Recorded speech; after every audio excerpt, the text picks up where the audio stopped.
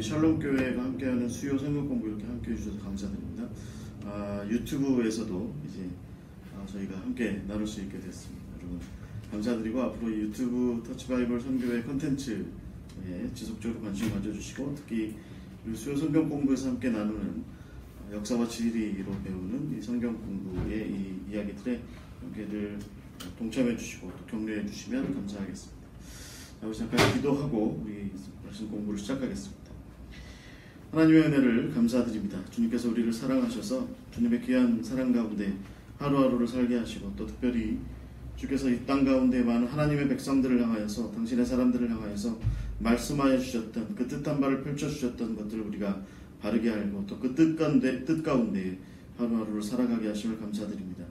주님 간절히 원하기는 우리가 주님의 그 뜻 가운데 더욱더 깊이 더욱더 풍성하게 더욱더 공고하게 거할 수 있도록 인도하여 주시옵소서. 주님 그래서 우리가 주께서 이 땅 가운데서 역사의 그 순간순간마다 주님의 뜻을 어떻게 실현하셨는지 또 그 뜻을 실현하시는 가운데 하나님의 부르심받은 그 백성들을 어떻게 세우시고 또 어떻게 사용하셨는지 또 하나님의 백성들은 어떻게 그 뜻에 순종하고 또 그 뜻을 풍성하기 위해서 또 그 뜻을 실현하기 위하여 또 성실하게 살아왔는지 우리가 말씀 가운데 더 배우고 또 익혀나갈 수 있도록 인도하여 주시옵소서. 그래서 우리 역시도 우리에게 주어진 이 역사의 현실의 한복판에서 우리도 말씀대로 하나님께서 우리에게 말씀하시는 그대로 그 뜻한 바를 따라 삶을 순종하며 또 진실로 또 성실하게 살아가는 저희들 될 수 있도록 인도하여 주시옵소서.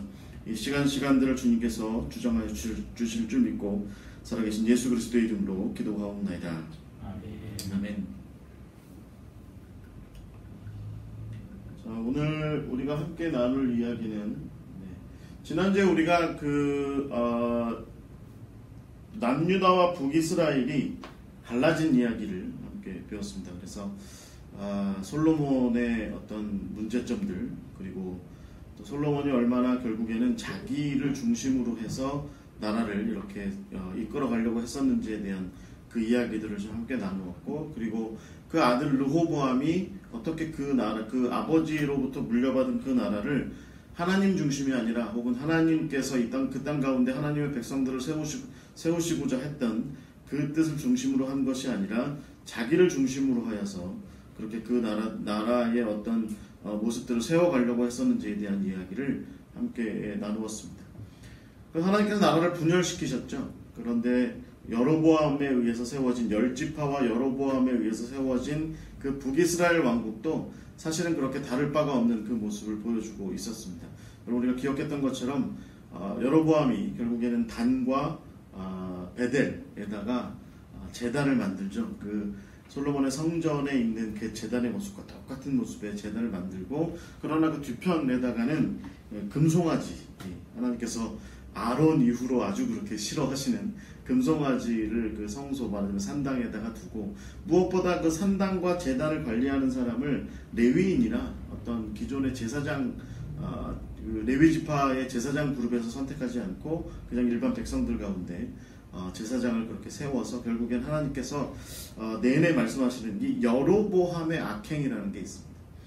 그 여로보암의 악행, 그래서 아들을 그렇게 잃게 되는 그런 여로보암의 악행이 있는데 그 악행을 통해서 결국은 여로보암은 하나님께서 자기에게 그 나라를 주셨으니까 자기에게 주어진 그 이스라엘 백성들을 좀 잘 다스리고 또 이스라엘이 원래 하나님의 백성으로서의 모습으로 다시 돌아가고 회복하고 잘 부흥할 수 있도록 하는 그런 길을 안내하는 자로서의 왕의 역할보다는 자기 세력을 공고하게 하고 자기를 중심으로 해서 어떤 나라를 이렇게 만들어 가려고 하는 이것은 내 나라야 라고 하는 그런 생각이 훨씬 더 많이 있었던 그런 생각을 가졌던 사람이 바로 여로보암이었다라는 거죠. 그래서 우리가 이제 여러분 화면에 보시는 것처럼 지금 북이스라엘과 남유다가 이렇게 두 나라로 갈라져 있는데 요만큼까지도 사실 이제 북이스라엘의 영역에 포함되죠.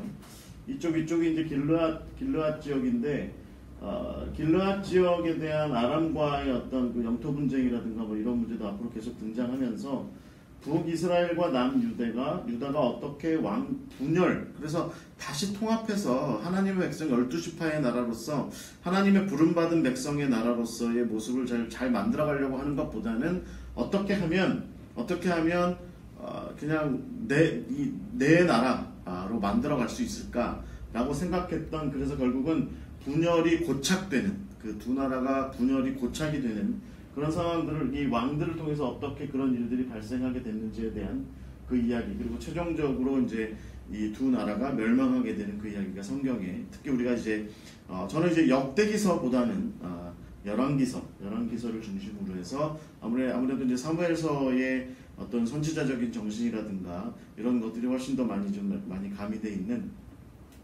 열왕기서를 중심으로 함께 이야기를 나누고자 합니다. 어떤 분이 이야기하는데 마치 그 열왕기서는 삼국유사 같은 책이고 역대기서는 삼국사기 같은 책이라고, 그래서 그럴 수도 있겠다 생각했습니다. 김부식이 쓴 삼국사기는 아무래도 이제 어떤 그 역사에 대한 그 사대부로서의 어떤 그 고정된 관점이 있었다고 한다면, 그리고 중국에 대한 어떤 사대적인 어떤 행태가 좀 있었다고 한다면, 삼국유사는 굉장히 민족적인 관점이고, 그리고 역사에 대한 어떤 스님의 입장에서의 어떤 역사를 바라봤던 그런 입장이 분명하게 있었던 것이 삼국유사라고 한다면, 저도 이제 열왕기서가 아무래도 우리가 좀 그 신앙 안에서 성경을 보는 것에 관련해서, 그러니까 그 왕들과 그 여러 왕들이, 특히 이제 남쪽과 북쪽의 여러 왕들이 어떻게 살았는지에 대한 그 이야기를 좀 신앙 안에서 보기에는 열왕기서가 훨씬 낫다. 그래서 중간중간에 제가 나눠드린 자료에 이제 참고로 이제 뭐 호세아나 아모스나 뭐 열왕기서나 뭐 이런 역대기서나 이런 내용들을 담고 있지만, 전반적인 이야기의 진행은 열왕기서를 중심으로 해서 했습니다. 그래서 역대기서에 아무래도 예를 들면 뭐 우시아라고 이렇게 이름이 되어 있지만, 아무래도 이제 뭐 열왕기서에는 이제 아마샤라고 이렇게 되어 있는 그런 왕의 이름이라든지 이런 것들을 좀 구분해서 좀 이해하시면 좋을 것 같습니다. 이건 뭐 제가 그리진 않았고요. 인터넷에서 찾아본 것 중에 제일 잘 나온 한눈에 볼 수 있는 남유다와 북이스라엘의 그 왕들 계보입니다. 왕의 연대기이죠. 그래서 이것을 중심으로 해서 오늘 좀 이야기를 좀 전개해 보고자 합니다. 여러분, 저 성경책 오늘 갖고 계시면 열왕기서를 한번 펼쳐보시죠.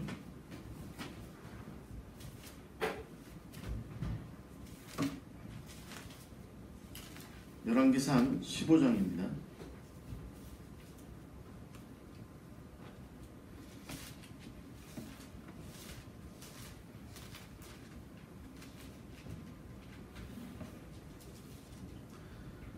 지금 여러분 화면에 보시면 남유다는 이제 르호보암이, 그 다음에 북이스라엘은 여로보암이 서로 이제 분할해서, 남유다는 여러분 잘 아시는 것처럼 유다 지파와 베냐민 지파 두 개 지파만 남고, 북이스라엘은 나머지 10개 지파가 다 이제 여로보암의 세력권 안으로 다 들어와서 이제 세겜에서 이 여로보암을 왕으로 그렇게 세웠던 일이 931년쯤에 생기게 되는데, 여로보암 시절에 우리가 이제 잘 아는 것처럼 르호보암 시절에 여로보암이 한참 이제 북이스라엘을 단과 베델에다가 제단을 쌓아가지고 자기 백성들을 이 남쪽으로 못 가게 만들고 해서 이제 단속을 한참 하는 와중에, 르호보암은 역대기서의 표현에 의하면 뭐 치세를 이루었다. 그래서 솔로몬처럼 정말 나라를 좀 부강하게 만들었다. 이런 식의 그런 비슷한 표현들이 많이 나오는데, 대체적으로 제가 볼 때는 르호보암 시절에 말하자면 애굽의 그 시삭이 쳐들어와서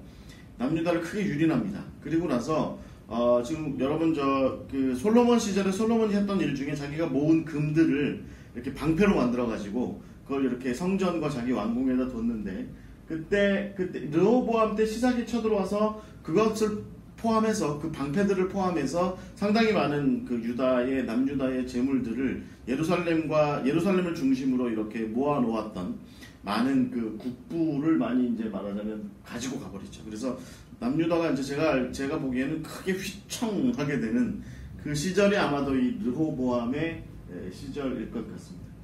그리고 나서 이제 아비암이 이어받았는데, 그리고 나서 얼마 지나서 아사라는 왕이 이제 남유다에 등극을 하게 되죠. 이 아사와 바하사 사이에 큰 전쟁이 있습니다. 그러니까 나답이 여로보암의 아들인데 이 얼마 지나지 못해서 바하사에 의해서 이제 말하자면 쫓겨나게 되죠. 그래가지고 이 바하사에 대해서 바하사가 왕이 되고 나서 북이스라엘이 왕이 되고 나서 남유다를 이제 침공하려고 합니다. 그래서 여러분 그 15장에 보시면 그 17절에 16절에 보시면 아사와 이스라엘 왕 바하사 사이에 일생 동안 전쟁이 있었다 이렇게 기록이 되어 있고, 그 다음에 이스라엘의 왕 바하사가 유다를 치러 올라와서 라마를 건축했다. 그러니까 이게 베델 근처에 있는 이렇게 그 어떤 작은 마을인데 여기다가 이제 말하자면 요새를 하나 만들어 놓은 거죠. 우리로 치면 요즘은 뭐 해빙무드라서 굉장히 분위기가 좋지만 뭐 말하자면 이제 북한이 장사정포를 대거 이제 예를 들어서 휴전선 근처에다가 막 이렇게 몰아놓고 있는 그런 분위기하고 이제 좀 비슷한 것이다. 그래서 이 라마에다가 그 말하자면 요새 같은 것을 만들어서 바로 예루살렘이 얼마 떨어지지 않은 그곳을 이제 유협하고 있는 그런 상황인 것입니다. 그래서 이제 그 아사가 그 또다시 이제 르호보암 시절에 일단 다 한번 뺏겼던 국부 중에 일부 남은 것들을 또 모아가지고 지금 다메섹의 아람 왕 그 벤하닷, 아마 벤하닷 1세쯤 되는 사람이 성경에 나중에 계속 벤하닷이 나오는데 다 이게 같은 사람은 아니고 1세, 2세, 3세 이렇게 이어집니다. 그 하사엘의 아들 아마 벤하닷 3세 뭐 이렇게 되고 그러는데 어찌됐든 그 아사는 그래서 이 바하사의 공격이 너무 강력할 것 같으니까 그 좀 자기를 구원해 주십시오라고 하는 차원에서 아람 왕인 베나닷한테 도움을 청하는 거죠. 그래서 베나닷이 그 이야기를 듣습니다. 그리고서 그래? 그러면 내가 도와줄게 하고서 북이스라엘을 말하자면 이제 침략하게 되는 거죠. 그러니까 이 전력을 남쪽에다가 라마 쪽에다가 집중하고 있던 바하사 입장에서는 북쪽에서 이제 아람이 쳐들어오니까 여기 보시면 이 아람이 여기거든요. 이 다메섹이 여기고 아람이 북쪽에서 이렇게 쳐들어오니까 남쪽 이쪽 근처에다가 이제 라마에다가 요새를 건축해서 이제 남유다를 침공하려고 준비를 하고 있던 북이스라엘 입장에서는 북쪽을 빨리 처리를 해야 되는 거죠. 그래서 남유다 쳐들어오는 것을 이제 멈추게 되는 거죠. 그래서 아사가 이제 목숨을 말하자면 나라를 유지하게 된다라고 하는 그런 이야기가 처음에 이제 나오는 이야기고요. 그리고 나서 여러분 잘 아시는 것처럼 북이스라엘은 정말 아주 반혁명, 혁명의 반혁명의 또 반혁명의 또 다른 반혁명의 그런 것들이 거듭 일어나게 됩니다. 엘라라고 하는 바하사의 아들이 이제 다스리던 시절에 시므리가 반란을 일으켜요. 7일 동안 왕이 됩니다. 그리고 나서 디브니라고 하는 사람이 오므리와 사이에서 말하자면 나라를 양분합니다. 근데 백성들이 오므리를 더 이제 쫓으니까 그러니까 따르니까 디브니가 이제 실각하게 되죠. 그리고 나서 오므리가 말하자면 우리가 소위 알고 있는 북이스라엘의 그 새로운 왕조, 그러니까 여로보암의 왕조를 끝내고 북이스라엘의 새로운 왕조를 만들게 됩니다. 그것이 바로 그 오므리 왕조라고 하는 나라입니다. 여러분 이 오므리 왕조가 처음 한 일이 뭐냐면 여러분 그 열왕기상 16장에 보시면 16장에 여러분 24절에 보시면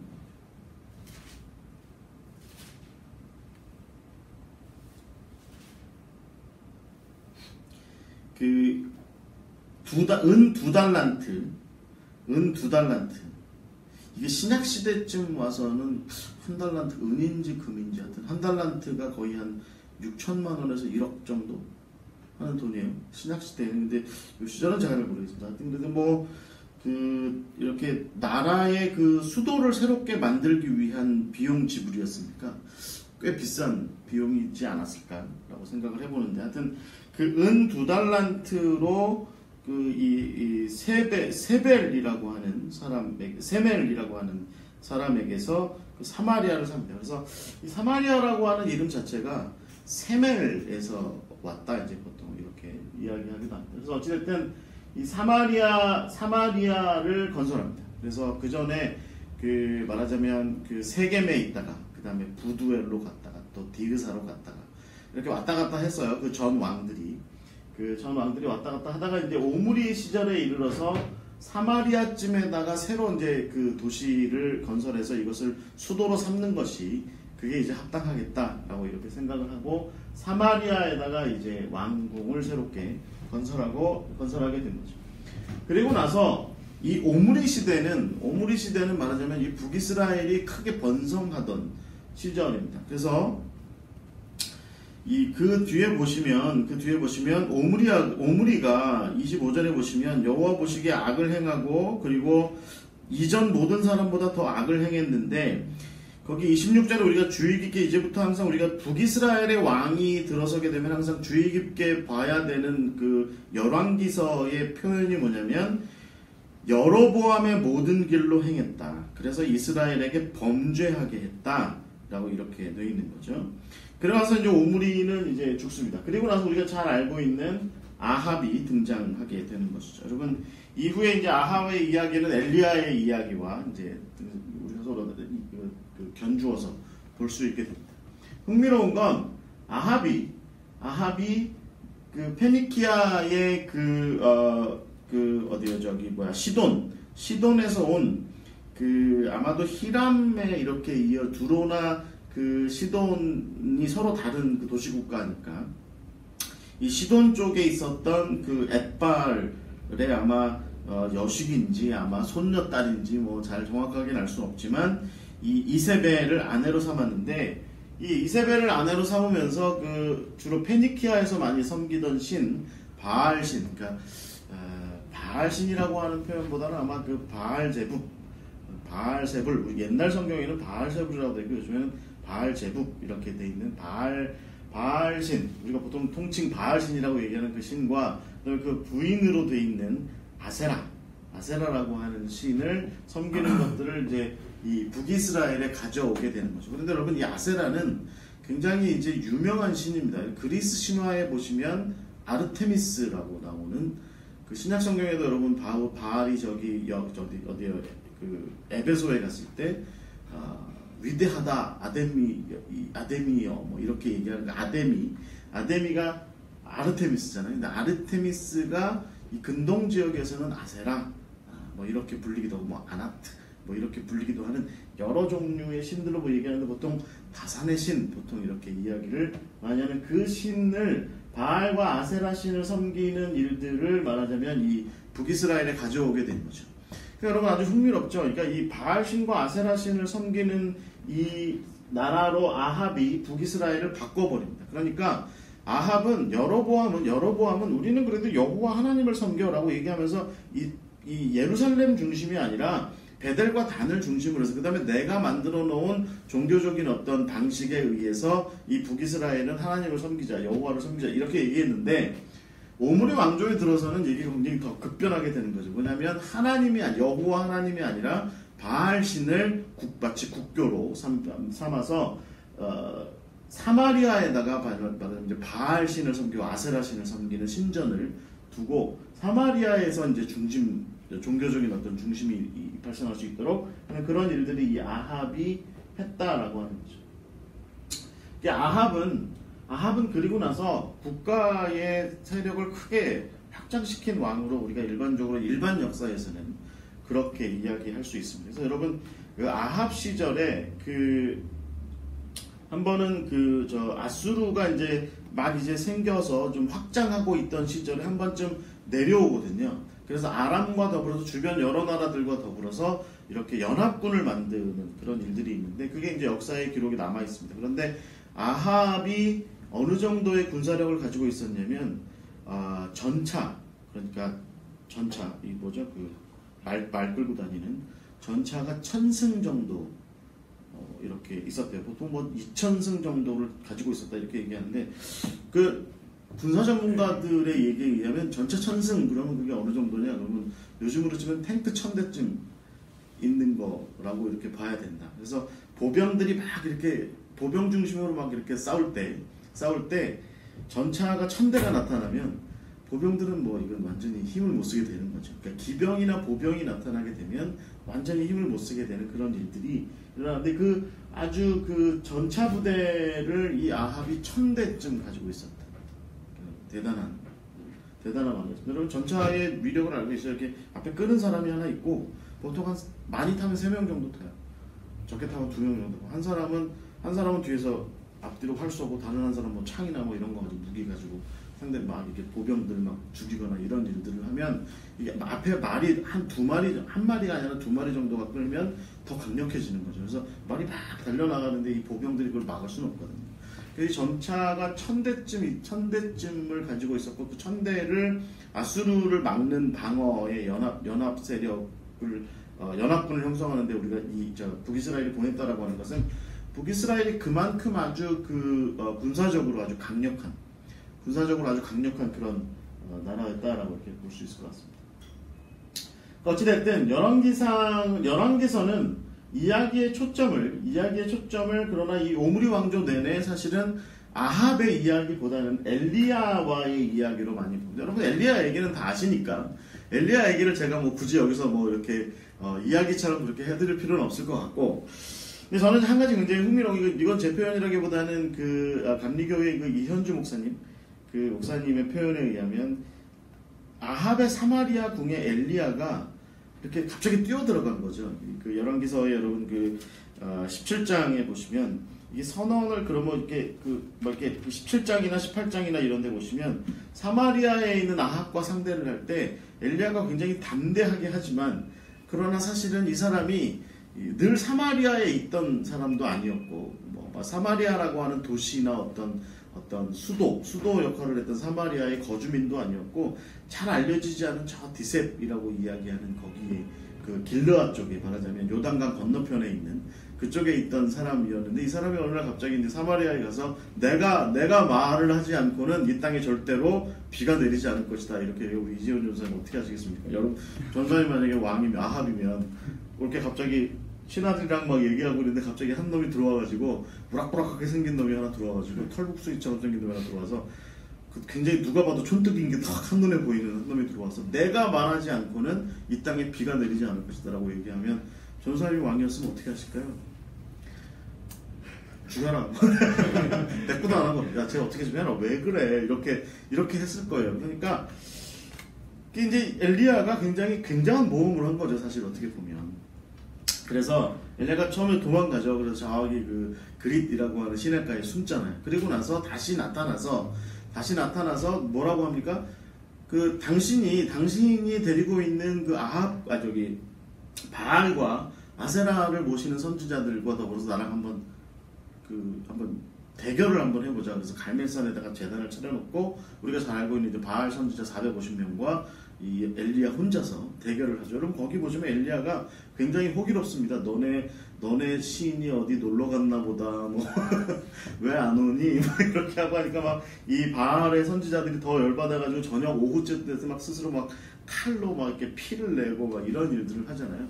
그리고 나서 엘리야가 사실 거기서 이기고 성경의 표현대로 하자면 기송강으로 데려가서 그 바알의 선지자들을 다 그렇게 죽이고 나서 그리고 또 비를 내리게 하고 그 다음에 비가 내리는 이스라엘 평원 그러니까 여러분 그 이스라엘 평원이 비가 내리면 질척거리는 진흙탕으로 변하게 되는데 거기를 아합이 마차로 갈 때 그 마차보다 더 빨리 달렸다라고 하는 얘기가 누구는 뭐 하나님의 영이 임해서 뭐 슈퍼맨처럼 마블의 무슨 어벤져의 이론에 가담할 만큼의 어떤 파워를 발휘했다 이렇게 얘기하지만 하여튼 뭐 그 표현은 제가 보기에는 그러니까 엘리야가 굉장히 이제 호기롭게 된 거죠. 왕 아합 앞에서조차도 이제는 내가 하나님의 사람으로서 너한테 내가 보여준 능력 봤어? 하나님은 이런 분이야. 그리고 내가 그분을 섬기는 선지자야. 라고 이제 이런 모습을 호기롭게 보일 수가 있게 된 거죠. 그리고 이후에 여러분 아시는 것처럼 이 아합이 다스리는 북이스라엘 왕국에는 그 바알과 아세라를 섬기는 일들이 여전히 근절되지 않은 채로 그냥 그대로 남아 있었지만 그러나 그들의 선지자 그룹과 그 다음에 엘리야를 따르는 선지자 그룹과 이게 서로 대결 국면을 형성하고 있었던 것이 아마 확실할 것 같습니다. 그래서 실제로 여러분 이 아합과 엘리야가 이 서로 대립하고 그리고 엘리야가 승리를 하던 와중에 이스라엘의 종교적인 상황은 그전에는 말하자면 바알을 섬기는 사람들이 훨씬 더 많았고, 그리고 여러분 그 엘리야가 여러분 그 18장에 보시면 18장의 이야기에 보시면 백성들한테 이렇게 갈멜산의 백성들한테 이렇게 얘기하잖아요. 너희들이 하나님 편에 설 건지 바알 편에 설 건지 선택을 하라. 그러니까 백성들이 아무 말도 안 하고 가만히 있잖아요.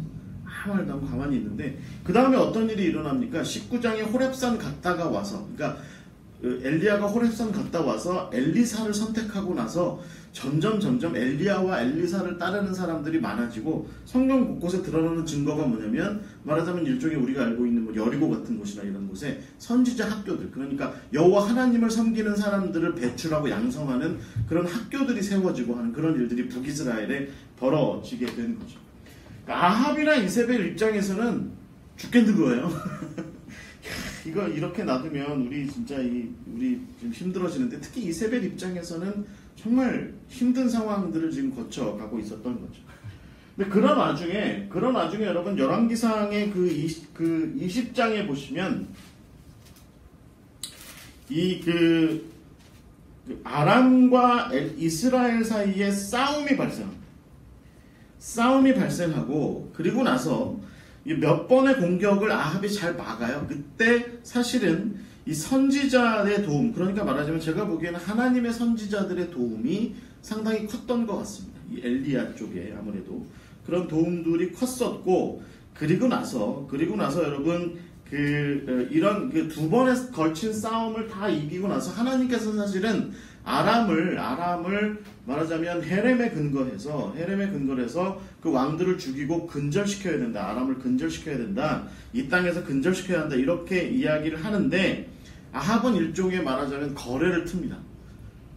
아합은 아람과 더불어서 거래를 터요. 그래가지고 당대의 아람을 비롯해서 이제 아람 다메섹이라고 하는 이 아람의 그 도시국가죠. 맹주 역할, 아람의 여러 도시국가들 중에 맹주 역할을 하던 이 도시국가와 더불어서 일종의 말하자면 동맹관계를 이렇게 형성하게 되는 거죠. 근데 여러분 거기 보시면 하나님의 선지자가 그렇게 행동을 한 아합의 행동에 대해서 질타합니다. 여러분 20장의 35절부터 보시면 하나님의 선지자가 그런 아합을 질타합니다. 그 아합 앞에서 그렇게 이야기를 한 거죠. 그렇게. 그리고 나서 네가 이제 이렇게 일을 벌려놨으니까 하나님께서 하지 말라고 하고 하라고 한 건 안 하고 하지 말라는 건 하고 이렇게 했으니까 하나님께서 너를 아마 크게 벌하실 거야 이렇게 얘기를 하니까 43절에 보시면 이렇게 나와 있어요. 이스라엘 왕이 근심하고 답답하여서 그의 왕궁으로 돌아가려고 사마리아에 이르렀다. 이렇게 되어 있습니다. 여기 보시면 근심하고 답답했다고 되어 있어요. 근데 우리가 이제 이렇게 우리말로 이렇게 그냥 이렇게 읽으면 하나님의 사람이 와서 질타한 거잖아요. 그러니까 듣고서 나 또 하나님 앞에 잘못했나 보다 이런 생각을 가졌나? 이런 생각을 할 수 있는데, 그 다음에 나봇의 포도원 얘기가 나오죠. 이게 무슨 얘기냐면 결국에는 아합은 그 엘리야를 비롯한 이 엘리야 계보에서 나오는 그 선지자들 그 얘기 듣기 싫었던 겁니다. 그래서 내가 왕인데 내가 왕으로서 내가 내 맘대로 못해? 내가 이 나라의 왕인데 내가 내 맘대로 못해? 라고 하는 생각을 가지고서 답답해한 겁니다. 내가 왕인데 왜 내가 내 맘대로 못해? 한 거죠. 그리고 나서 돌아와서 아주 상징적인 사건이 있었던 것이 바로 이 나봇의 포도원 사건. 여러분 나봇의 포도원 이야기 아시죠? 너무 이제 그 이스라엘 골짜기 쪽에 있는 그 포도원이 너무 좋으니까 왕이니까 저거 좀 가져야 되겠다 이렇게 생각할 때 가질 방법이 없었던 거죠. 여러분 나봇이 뭐라고 그러니까 그래서 처음에는 아합이 뭐라고 그래요? 내가 살 테니까 좀 팔아 그랬더니 나봇이 이것은 하나님께서 우리 지파와 우리 부족과 우리 집안의 여호수아 때 말하자면 이야기하면 그런 거죠. 여호수아 때 분깃으로 준 것이기 때문에 이건 하나님께서 우리한테 우리의 기업으로 주신 거기 때문에 뭐 당신이 아무리 왕이고 당신이 아무리 비싼 돈으로 나한테 이 땅을 팔라고 하셔도 저는 그렇게 할 수 없습니다. 이렇게 이야기한 거죠. 그러니까 거기 보시면 또 뭐라고 되어 있습니까? 아합이 여러분 4절에 보시면 이스라엘 사람 나봇이 아합에게 대답하여 이르기를 내 조상의 유산을 왕에게 줄 수 없다 하므로 아합이 또 뭐라고 나와 있어요? 근심하고 답답했다. 그리고 왕궁에 돌아와서 침상에 누운 거죠. 네. 저도 가끔 집에 가서 이런 일 하는데 집에서 벌떡 누워요. 그럼 저희 집사람이 와가지고 뭐라고 하면 왜 그래? 왜 그래? 그럼 제가 뭐라 아 우리 사무실에 김일건 목사 내 말 안 들어가지고 짜증나 죽겠어요. 그러면 저희 집사람이 항상 여기서 뭐라고 얘기하냐면 내가 혼내줄게. 이렇게 내가 혼내줄게. 화풀어. 뭐 이렇게 얘기합니다. 그래서 이세벨이 그렇게 하는 거죠. 이세벨이 왜 그래? 왜 그래? 그러니까 아합이 나 저 나봇의 저 포도원 갖고 싶은데 내가 그래서 제값 주고 팔라고 했는데도 안 팔고 난 짜증나. 내가 왕인데 난 그래서 근심이고 답답해 라고 이렇게 얘기한 거죠. 그러자 이세벨이 야 당신이 왕인데 왕 당신이 마음대로 할 수 있어. 왕이니까 하고서 이렇게 해라 라고 한 게 뭐죠? 비류들 말하자면 동네 깡패들을 동원해서 나봇이 잘못한 것을 동네 앞에서 이렇게 까발린 말하자면 이렇게 드러내게 한 다음에 나봇을 이제 죽이고 그 땅을 차지하면 된다 이렇게 이야기를 하고 동네 장로들 말하자면 그 지역의 장로들과 더불어서 아마 다 이런 이제 계획을 짜고 말하자면 착복을 한 거죠. 이런 식의 강제로 강취한 거죠. 그러니까 그런 일이 있고 나서 여러분 아주 상징적인 그 다음의 사건이 22장입니다.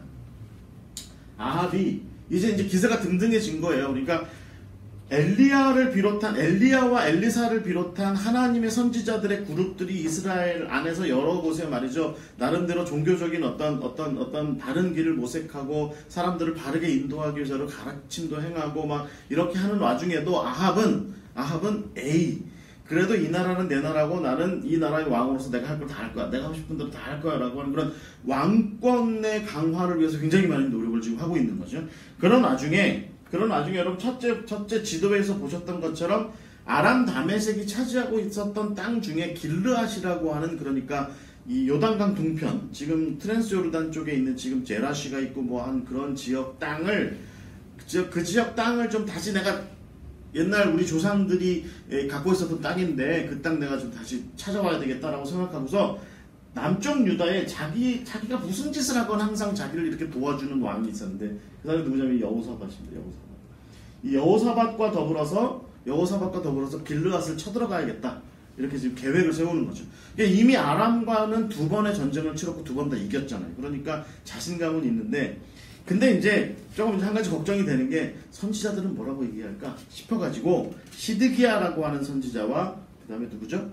미가야라는 선지자 두 사람을 세웠는데 시드기야는 올라가시옵소서 이렇게 얘기를 하는데 미가야는 올라가면 아마 큰일 날걸요 뭐 이렇게 얘기를 한 거죠. 그러니까 아합이 여호사밧을 옆에다 두고서 저 미가야는 미가야가 사실은 이 미가야는 제가 보기에 그러니까 엘리야나 엘리사의 전통에 있는 사람이었던 것 같아요. 그쪽 부류였던 것 같아요. 그러니까 저 놈들은 말이지 내가 무슨 짓을 해도 항상 나한테 욕하고 나한테 나 잘못했다고 맨날 뭐라고 하고 한다. 얼마 전에 나봇 그 사람 사실은 뭐 그 사람이 잘못해서 죽어서 내가 이제 주인 없는 땅이 된 건 내가 좀 왕으로서 내가 그냥 관리하겠다고 내가 가져왔는데 그거 가지고 엘리야가 나 얼마나 뭐라고 했는지 난 정말 기분 나빠. 막 이렇게 이야기한 거죠. 그런 일들이 이렇게 벌어지고 나서 결국은 아합은 이 미가야가 예언한 대로 그 길르앗에서 아람이랑 싸우다가 결국은 거기에서 전사하고 말게 됩니다. 그리고 나서 이제 아하시아와 요람이라고 하는 이 말은 아합의 아들들이 이제 대를 이어서 나라를 다스리게 되죠. 그 나라를 다스리게 되고 그런데 이 북이스라엘을 이 두 왕이 다스리는 내내 사실은 성경 특히 열왕기서는 뭐라고 이야기하냐면 엘리사 그러니까 이제 엘리야는 이미 이제 여러분 우리가 알고 있는 것처럼 저 요단강 근처에서 불수레를 타고 하늘로 올라갔고 그 겉옷을 받은 엘리사가 요단강을 이렇게 저렇게 치면서 건너왔고 이제 선지자 학교 내에서 내가 엘리야의 대통을 이어받은 하나님의 사람이야. 옛날에 우리 교단에 이성봉 목사님이라고 계셨는데 그분이 허리띠를 늘 차고 다녔는데 하나 있었거든요. 근데 그분의 허리띠가 영험하다고 이렇게 소문이 나가지고 후배 목사님들이 그거 얻으려고 그렇게 많이 쫓아다니셨대요. 그런데 이성봉 목사님 결국에는 안 주고 돌아가셨대요. 제가 알기로 그래요. 안 주고 돌아가셨는데 돌아가시고 나서 이게 이성봉 목사님의 허리띠야가 3개 남았대요. 3개 남았대요. 그 허리띠. 여러 몇몇 목사님 이게 이성모 목사님 진짜 허리띠야 뭐 이렇게 얘기하는 이게 그 엘리야의 옷과 비슷한 얘기죠. 그래서 사실은 엘리사 입장에서는 당신이 정말 엘리야만큼의 능력이 있는 사람이야 라고 하는 그런 검증이 필요했고 여러 선지자 학교들의 사람들한테 말하자면 이제 좀 인정을 좀 받아야 되는 상황이 필요했는데 충분히 인정받게 된 거죠. 그 인정을 받은 엘리사와 더불어서 있었던 아하시아와 요람 시대 내내 사실은 아람이 여러 번 쳐들어오려고 했으나 사실은 아람과의 어떤 그 지역 내 어떤 세력 다툼에서 이 북이스라엘은 굉장히 안정적인 그런 위치를 차지하게 된 거죠. 어느 날은 뭐 예를 들어서 뭐 아람의 군대를 다 끌고 뭐 사마리아 성 안까지 눈멀게 한 다음에 사마리아 성 안까지 데려가고 심지어는 여러분 엘리사가 어떤 일까지 해요? 나아만이라고 하는 아람의 군대 장관 그 사람의 병까지 다 이렇게 고쳐주게 되잖아요. 그러니까 아하시아와 요람의 입장에서는 이 자기의 이제 아버지 시대로부터 그렇게 내려왔던 거짓 선지자들 그러니까 바알이나 아세라를 섬기는 그런 거짓 선지자들 혹은 뭐 바알이나 아세라 정도는 아니더라도 그래도 이 좀 자기를 따라주는 종교인들 그 거짓 종교인들 그들과 더불어서 세력을 형성하려고 했는데 결국에 이 이스라엘을 지키는 것은 엘리사요 하나님의 정말 하나님의 엘리야 계통의 선지자 그룹들이다라고 하는 것을 이 왕들도 사실은 인정할 수밖에 없는 그런 상황이 이제 계속해서 이어져 가게 됩니다. 이게 바로 여러분 대체적으로 이 이제 오므리 왕조 시절에 이 요람까지 이어지는 그런 상황입니다. 그래서 여러분 잘 아시는 것처럼 이 엘리야가 저기 호렙산에 갔을 때 몇 가지 예언 듣죠. 그 중에 그 뭐예요? 그 첫 번째는 누구예요? 아합에 가보니까 오므리가 무너지고 예후가 들어서게 될 것이고 그 다음에 아람의 벤하닷이 무너지고 하사엘이 들어서게 될 것이다 라고 하는 것을 이야기를 듣게 되는데 그런 일들이 이제 실질적으로 벌어지게 되죠. 그래서 요람 시절에 한 번 더 이제 말하자면 아람과 싸우러 갔다가 거기서 요람이 이제 상처를 입고 돌아와 있었는데 남쪽의 왕 중에 이 아하시아가 요람과 말하자면 삼촌 조카쯤 되는 사이인데 이 두 사이가 관계가 있으니까 이제 아하시아가 이제 요람 병문안을 간 거죠.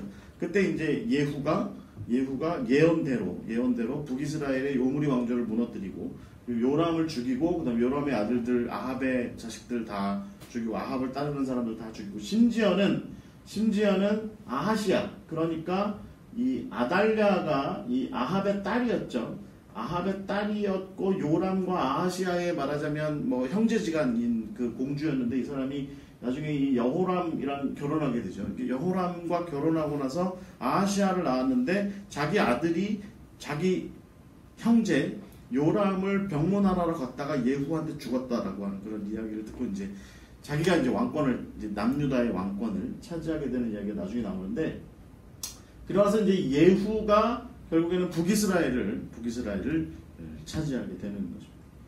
잘 따라오고 계신 거죠. 조선왕조 500년 들으시는 것 같아요.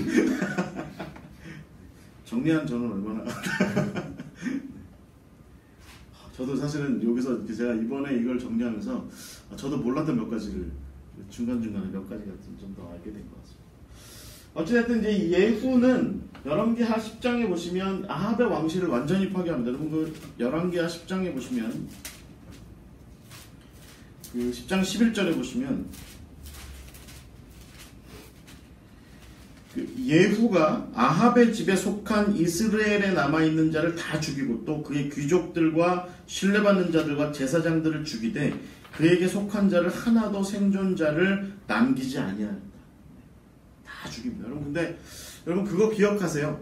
그 다윗의 이야기를 기억하세요. 다윗이 항상 주변 사람들이 특히 그 사울 쪽의 사람들 그리고 특히 막 사울의 아들 무비보셋이 저쪽 말하자면 이 길르앗 쪽에다가 뭐 그 자기들만의 그 나라를 따로 차려놓고 막 이렇게 살고 있을 때조차도 넘어가고 용서하고 이해하고 이렇게 넘겨주죠. 그래서 그 요나단의 아들인 무비보셋이 이제 절름발이가 된 것을 또 봐주고, 나중에 또 무비보셋을 중심으로 해서 북쪽 지파들이 반란의 기미가 좀 이렇게 있을 때 무비보셋이 나가서 왕이시여 저는 그런 뜻이 없습니다 했을 때, 너 그래 난 너 믿어 이렇게 해주는 그런 태도를 보였던 사람이 사실은 다윗이었어요. 근데 여러분, 솔로몬 이후로 등장하게 되는 모습이 어떤 모습이에요?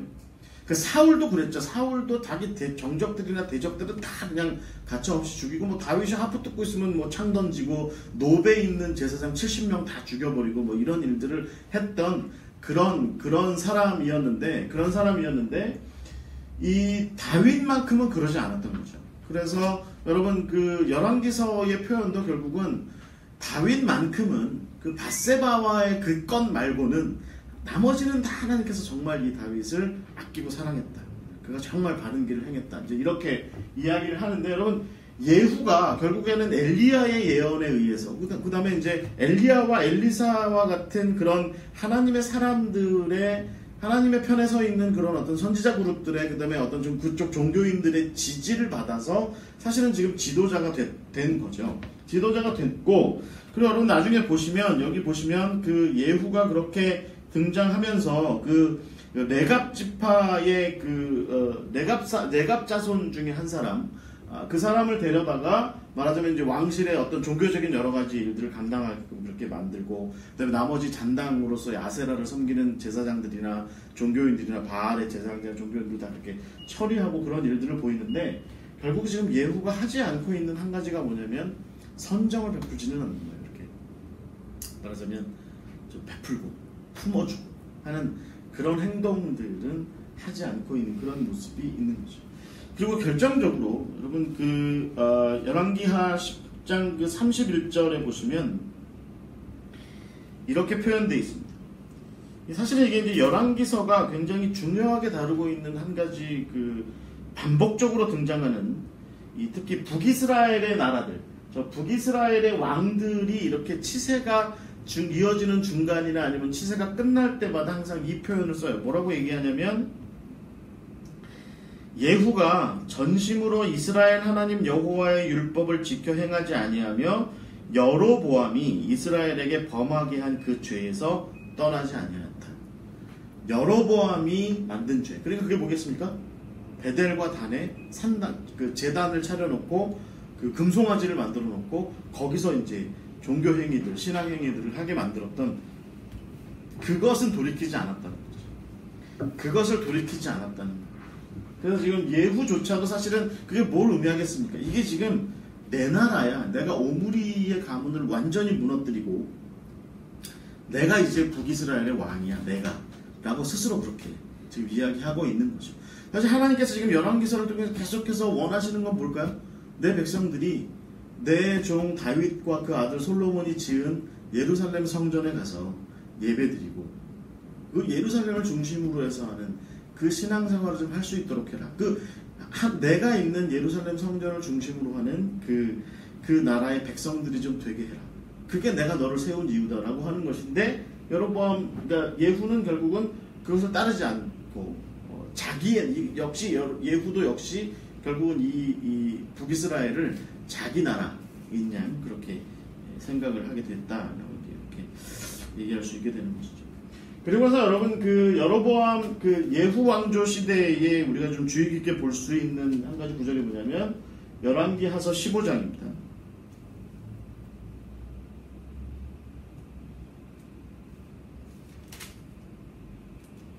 15장 25절.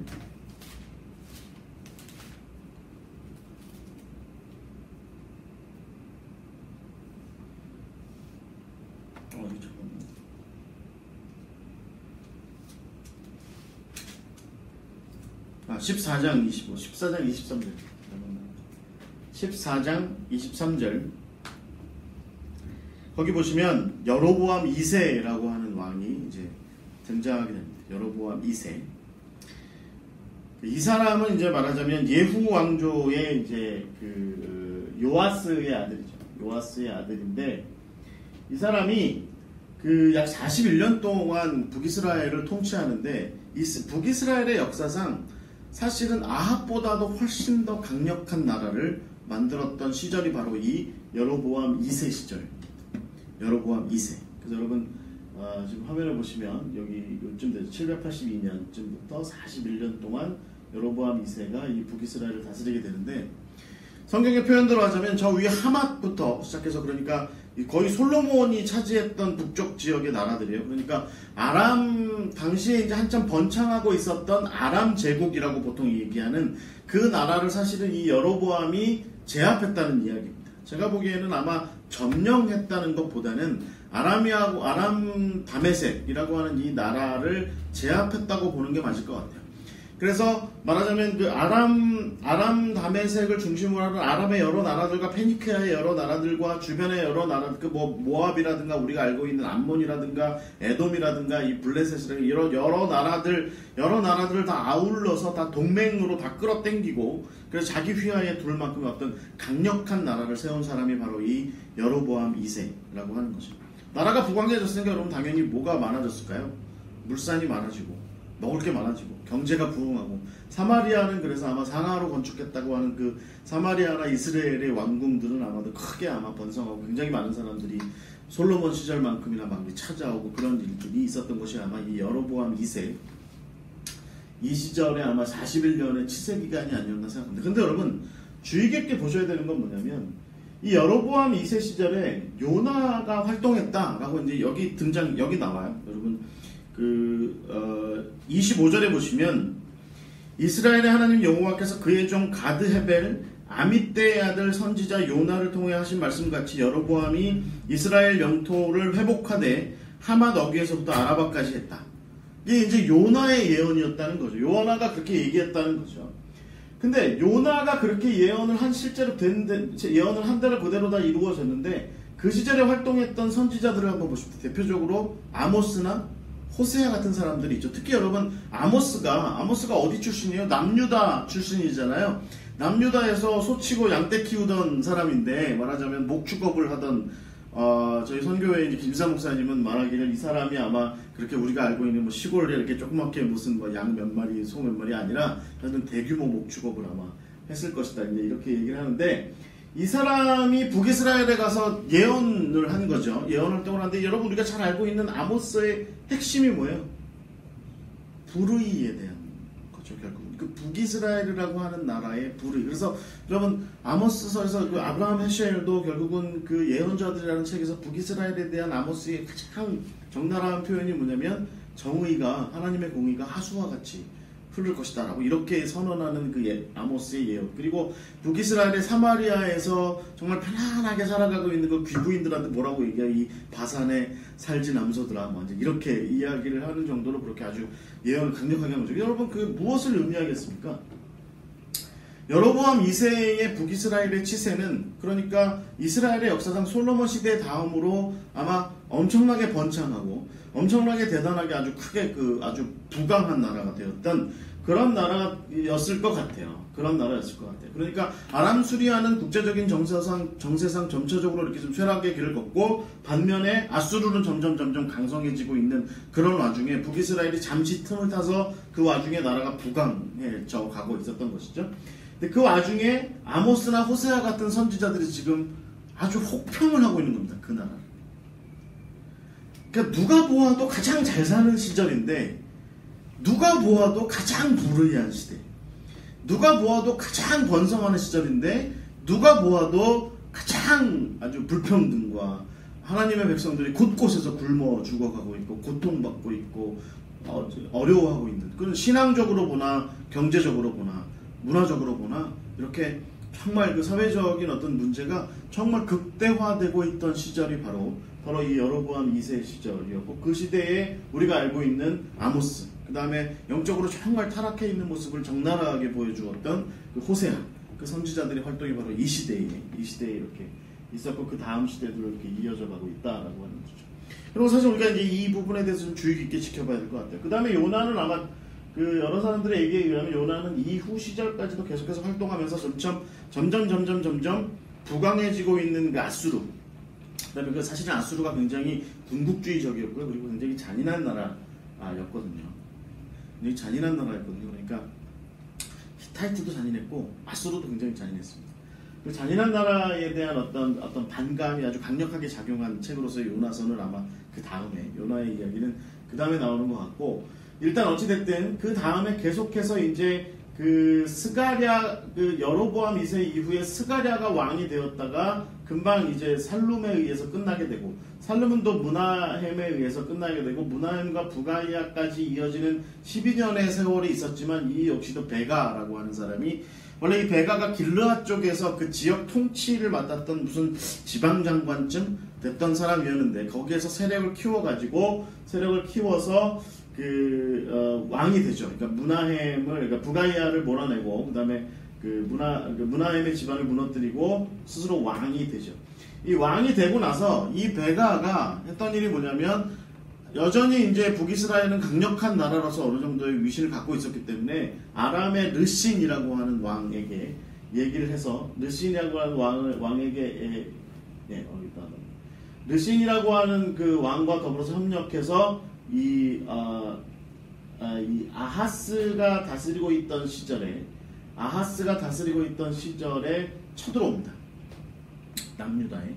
남유다에 쳐들어옵니다. 그래서 쳐들어오려고 할 때 이제 이 아하스가 두려우니까 그때 이제 아수르의 드글랏빌레셀이라고 하는 왕에게 이야기해서 우리 도와달라고 얘기하니까, 드글랏빌레셀은 듣고서 그래 도와줄게 하고, 어떻게 도와주냐면 아사 때처럼 비슷하게 어떻게 도와주냐면 아람 다메섹을 완전히 멸망시킵니다. 드글랏빌레셀이 멸망시키고, 그 다음에 베가를 폐위시키고, 그 다음에 호세아를 왕으로 이렇게 세워놓고, 그리고 이제 다시 물러가게 되죠. 그리고 여러분 그 다음에 이제 이야기는 뭐 잘 아시는 것처럼, 호세아는 처음에 이제 드글랏빌레셀을 비롯한 아수르에게 굉장히 이렇게 조공도 많이 바치고 이렇게 하다가 결국에는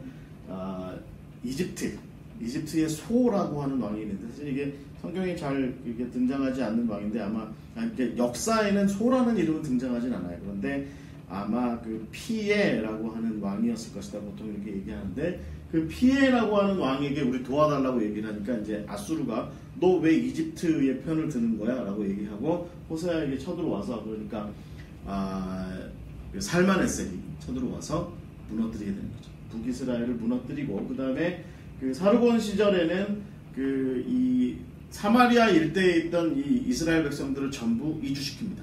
딴 데로 다 이주시키고, 그 다음에 그 딴 나라에 살던 사람들을 다 사마리아에 와서 살게 하고, 그러다 보니까 이제 여기가 굉장히 혼란스러우니까 그 왕한테 아수르의 신하가 이야기하죠. 여기가 너무 복잡한 것 같습니다. 그러니까 이제 저기 어디 가 있던, 포로로 나가 있던 그 이스라엘 제사장 중에 한 명을 데려다가 이제 여기에 정착하고 살게 해서 이 땅에 말하자면 법도를 좀 이렇게 좀 세우려고 하는데 그게 쉽지 않게 됩니다. 그러니까 이후에 이제 굉장히 우리가 소위 말해서 사마리아인들이라고 하는 것이 등장하게 되는 그 역사가 이제 이렇게 해서 시작이 되는 거죠.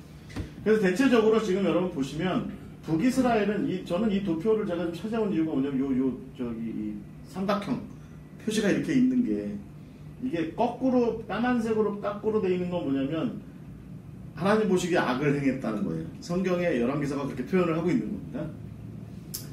그리고 반대로 이렇게 위로 올라서 있는 건 잘했다는 얘기고 그 다음에 약간 이렇게 그 까만 것과 하얀 그 원으로 되어 있는 이 표현은 뭐냐면 반반. 근데 여러분 북이스라엘 보시면 대체적으로 어때요? 다 악을 행했다. 근데 그 표현이 어떻게 되어 있냐면 여로보암이 행했던 그 악을 본받아서 따라서, 혹은 그거보다 더하게 악을 행했다라고 이렇게 이야기하는 시절이 바로 이 북이스라엘의 시절입니다. 여러분 그래서 북이스라엘은 좀 기억하셔야 되는 게, 그러니까 말하자면 여로보암의 왕조, 그 다음에 오므리 왕조, 그 다음에 예후 왕조, 그 다음에 여러 번의 어떤 정변들이 계속해서 일어나다가 결국에는 베가 시절에 아수르에 의해서 이제 휘둘리게 되고, 그리고 이제 호세아 때에 나라가 망하게 됐다. 대체적으로 이렇게 보시면 될 것 같습니다. 남유다 왕국은 여러분 지금 보시는 것처럼 지금 한 140년 정도를 북이스라엘보다 더 이렇게 이어지게 됩니다.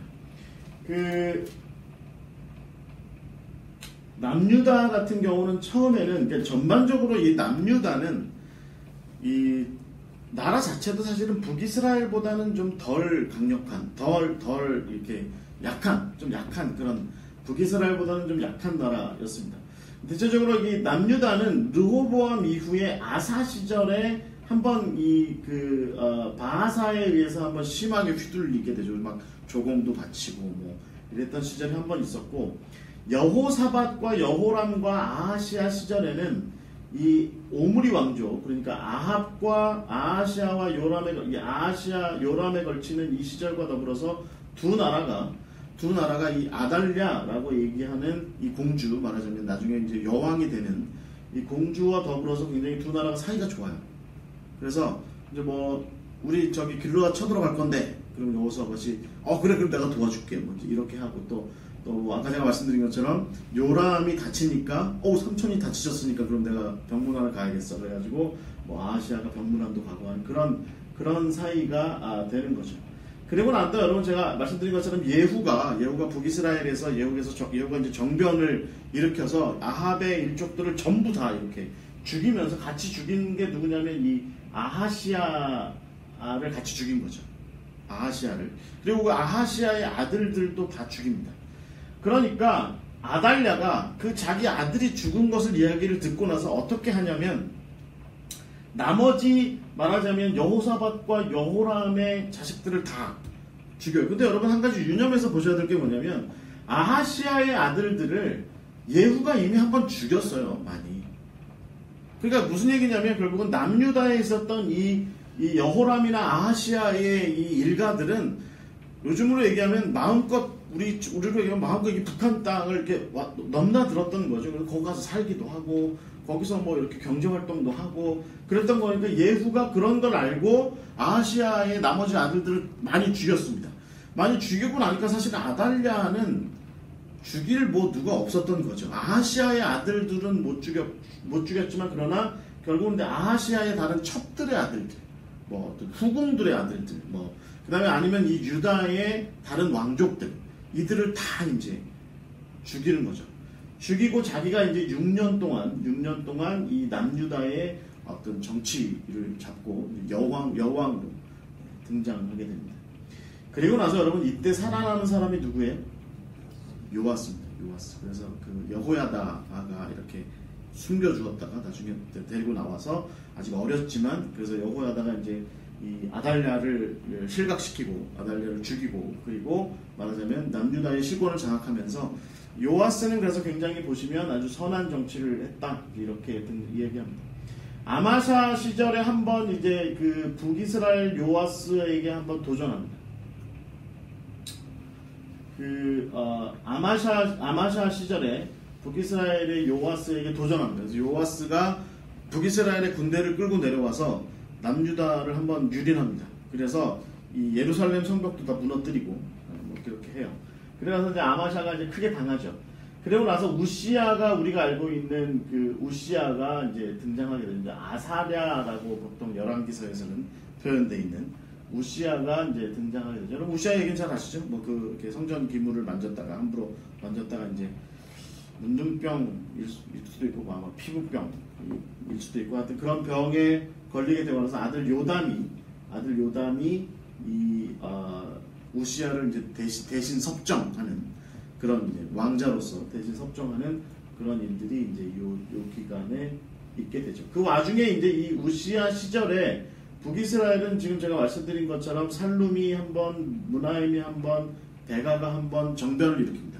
그래서 북이스라엘은 점점 이제 혼란의 와중에 빠져 들어가고, 요담 베가 시절에 아하스가 다스리던 시절에 베가가 제가 아까 말씀드린 것처럼 르신과 더불어서 남유다를 쳐들어오려고 할 때, 아하스가 이제 아수르한테 도움을 청해요. 그래서 아수르가 다메섹을 점령하고 이 아람이라고 하는 나라를 무너뜨리게 되죠. 그리고 나서 아하스가 무슨 행동을 하냐면, 여러분 그 열왕기하서 14장을 한번 보시죠.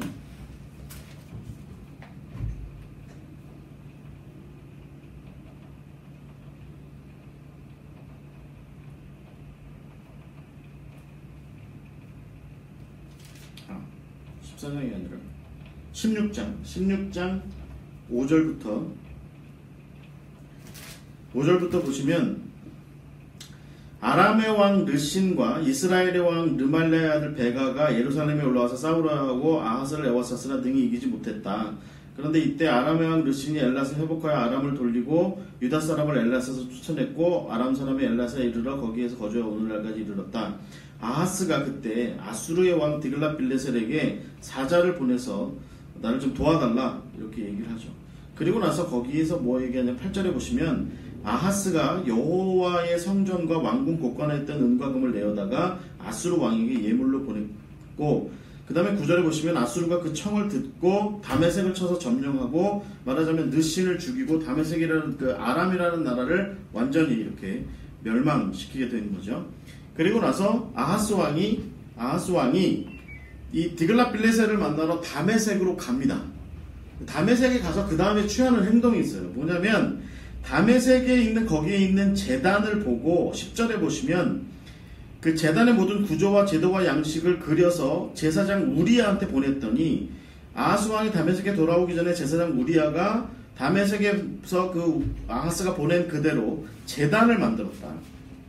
그리고 아하스는 그 제단 앞에 나와서 제사를 드리고 그리고 거기에다가 번제물과 소제물을 사르고 그 다음에 그 성전 앞에 있던 놋제단을 새 제단과 성전 사이에다 옮겨다가 제단 북쪽에다가 그것을 또 옮겨놓고 뭐 이런 일들을 하고 성전 안에 있던 여러 것들을 말하자면 다메섹의 방식대로 이렇게 하는 그 다음에 말하자면 아수르의 방식대로 하는 그런 행동을 여기서 이제 아하스가 취하게 되는 것이죠. 그래서 이런 일들이 아마 지금 크게 이제 문제가 된 것 같습니다. 그래서 성전이 아마 제가 생각하기에는요.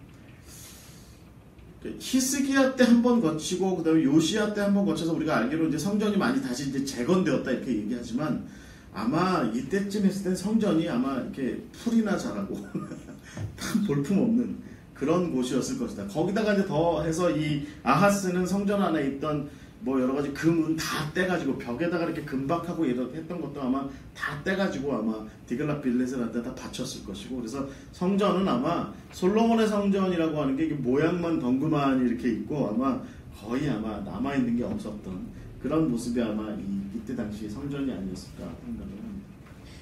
어쨌든 여러분 이 시절에 그러니까 우리가 그 요아스나 아마샤나 우시아나 요담 시절까지 우리가 좀 지켜봐야 될 건 뭐냐면 여호와 보시기에 이 열왕기서는 뭐라고 표현하냐면 여호와 보시기에 정직하게 그들이 행했는데 그들이 한 가지 하지 않은 게 뭐냐면 솔로몬이 했던 것처럼 산당을 제거하지 않은 거죠.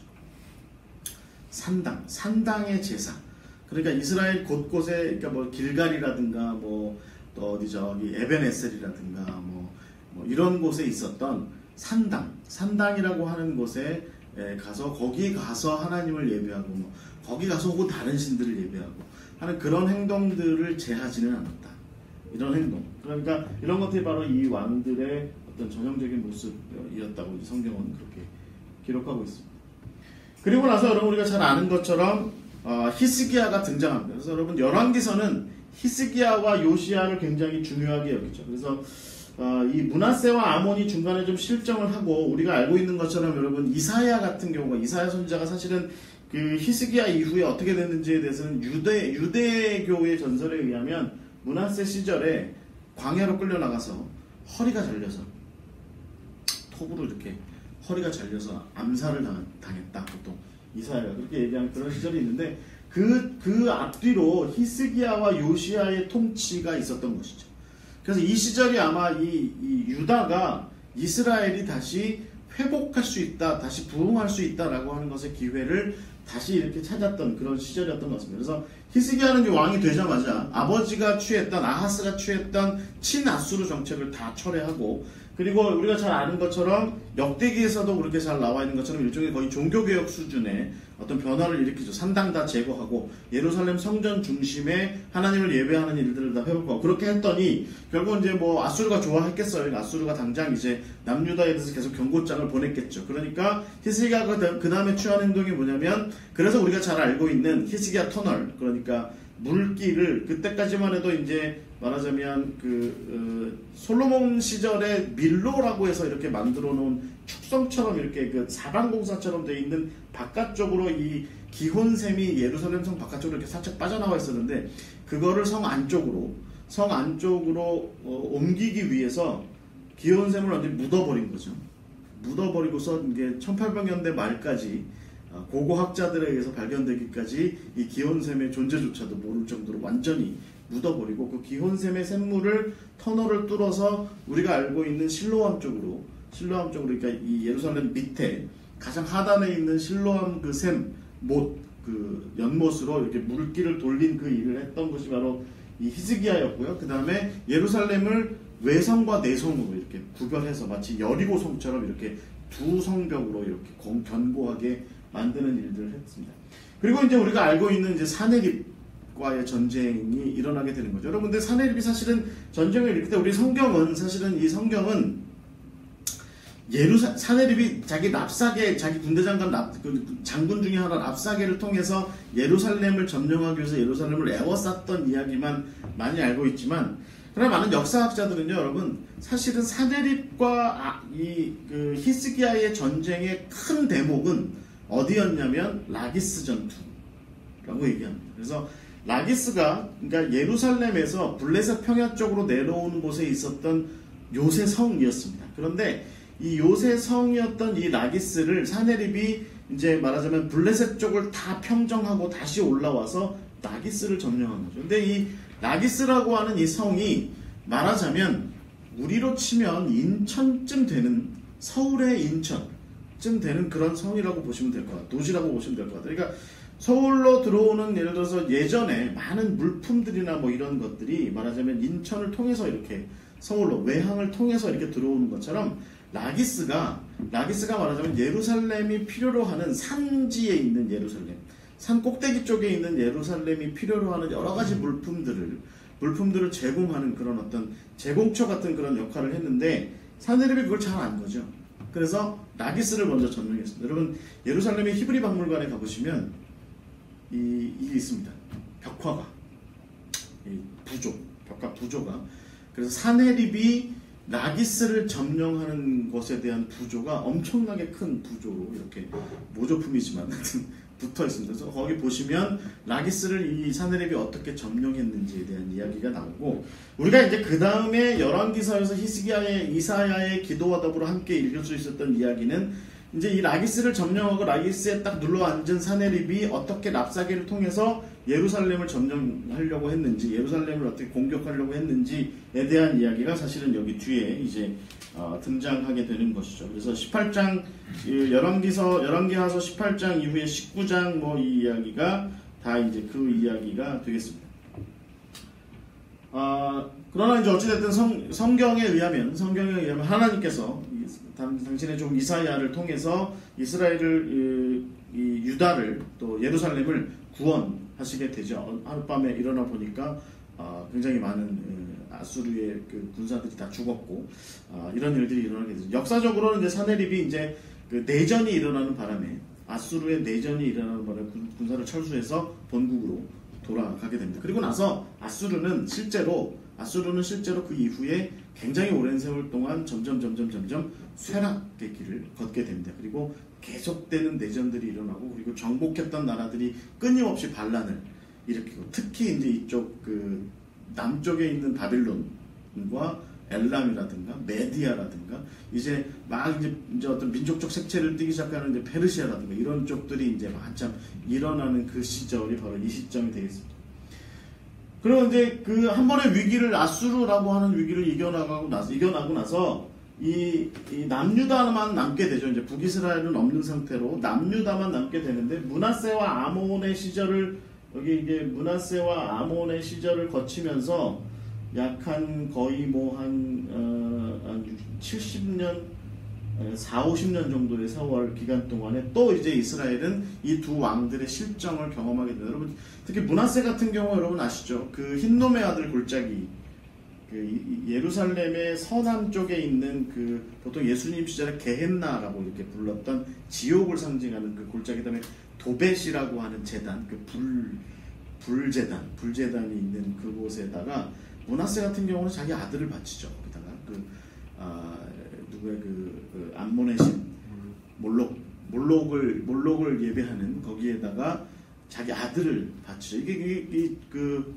예레미야가 나중에 이거에 대해서 굉장히 비판하죠. 그러니까 이게 어떻게 자식을 그렇게 그 어린 아이를 산 제물로 바치는 그런 무도한 행위를 할 수 있냐. 예레미야가 나중에 굉장히 이 도벳에 대해서 굉장히 비난하는데, 이 도벳이 이때 이제 여기 예루살렘 성이 흰놈의 아들 골짜기 아래쪽에 이렇게 만들어지게 되고, 이제 그것이 이제 소위 말해서 나중에 유대인들에게 이제 지옥을 상징하는 것 같은 그런 것으로 이제 이어지게 됩니다. 그리고 나서 요시야가 이제 등장하게 되죠. 그래서 우리가 잘 아는 얘기, 여러분 잘 아시죠? 요시야 얘기는. 네. 요시야 얘기 제가 해드려야 되는 건 아니죠? 너무 잘 아는 이야기. 성전 짜고 치는, 지금 누구는 이제 짜고 치는 고스톱이었다 이렇게 얘기하지만, 성전 그 연복의 뒤쪽에서 거기서 이제 말하자면 그 하나님의 율법 책들이 다시 발견이 되고, 그것을 읽으면서 요시야가 먼저 옷을 찢고 회개하는 행동을 하고, 백성들이 다 회개하고 종교개혁을 일으키고 하는데, 여러분 사실은 요시야의 종교개혁에서 굉장히 우리가 좀 주의 깊게 살펴봐야 되는 것이 하나 있습니다. 여러분 함께 찾아볼까요? 그 열왕기하서 23장입니다.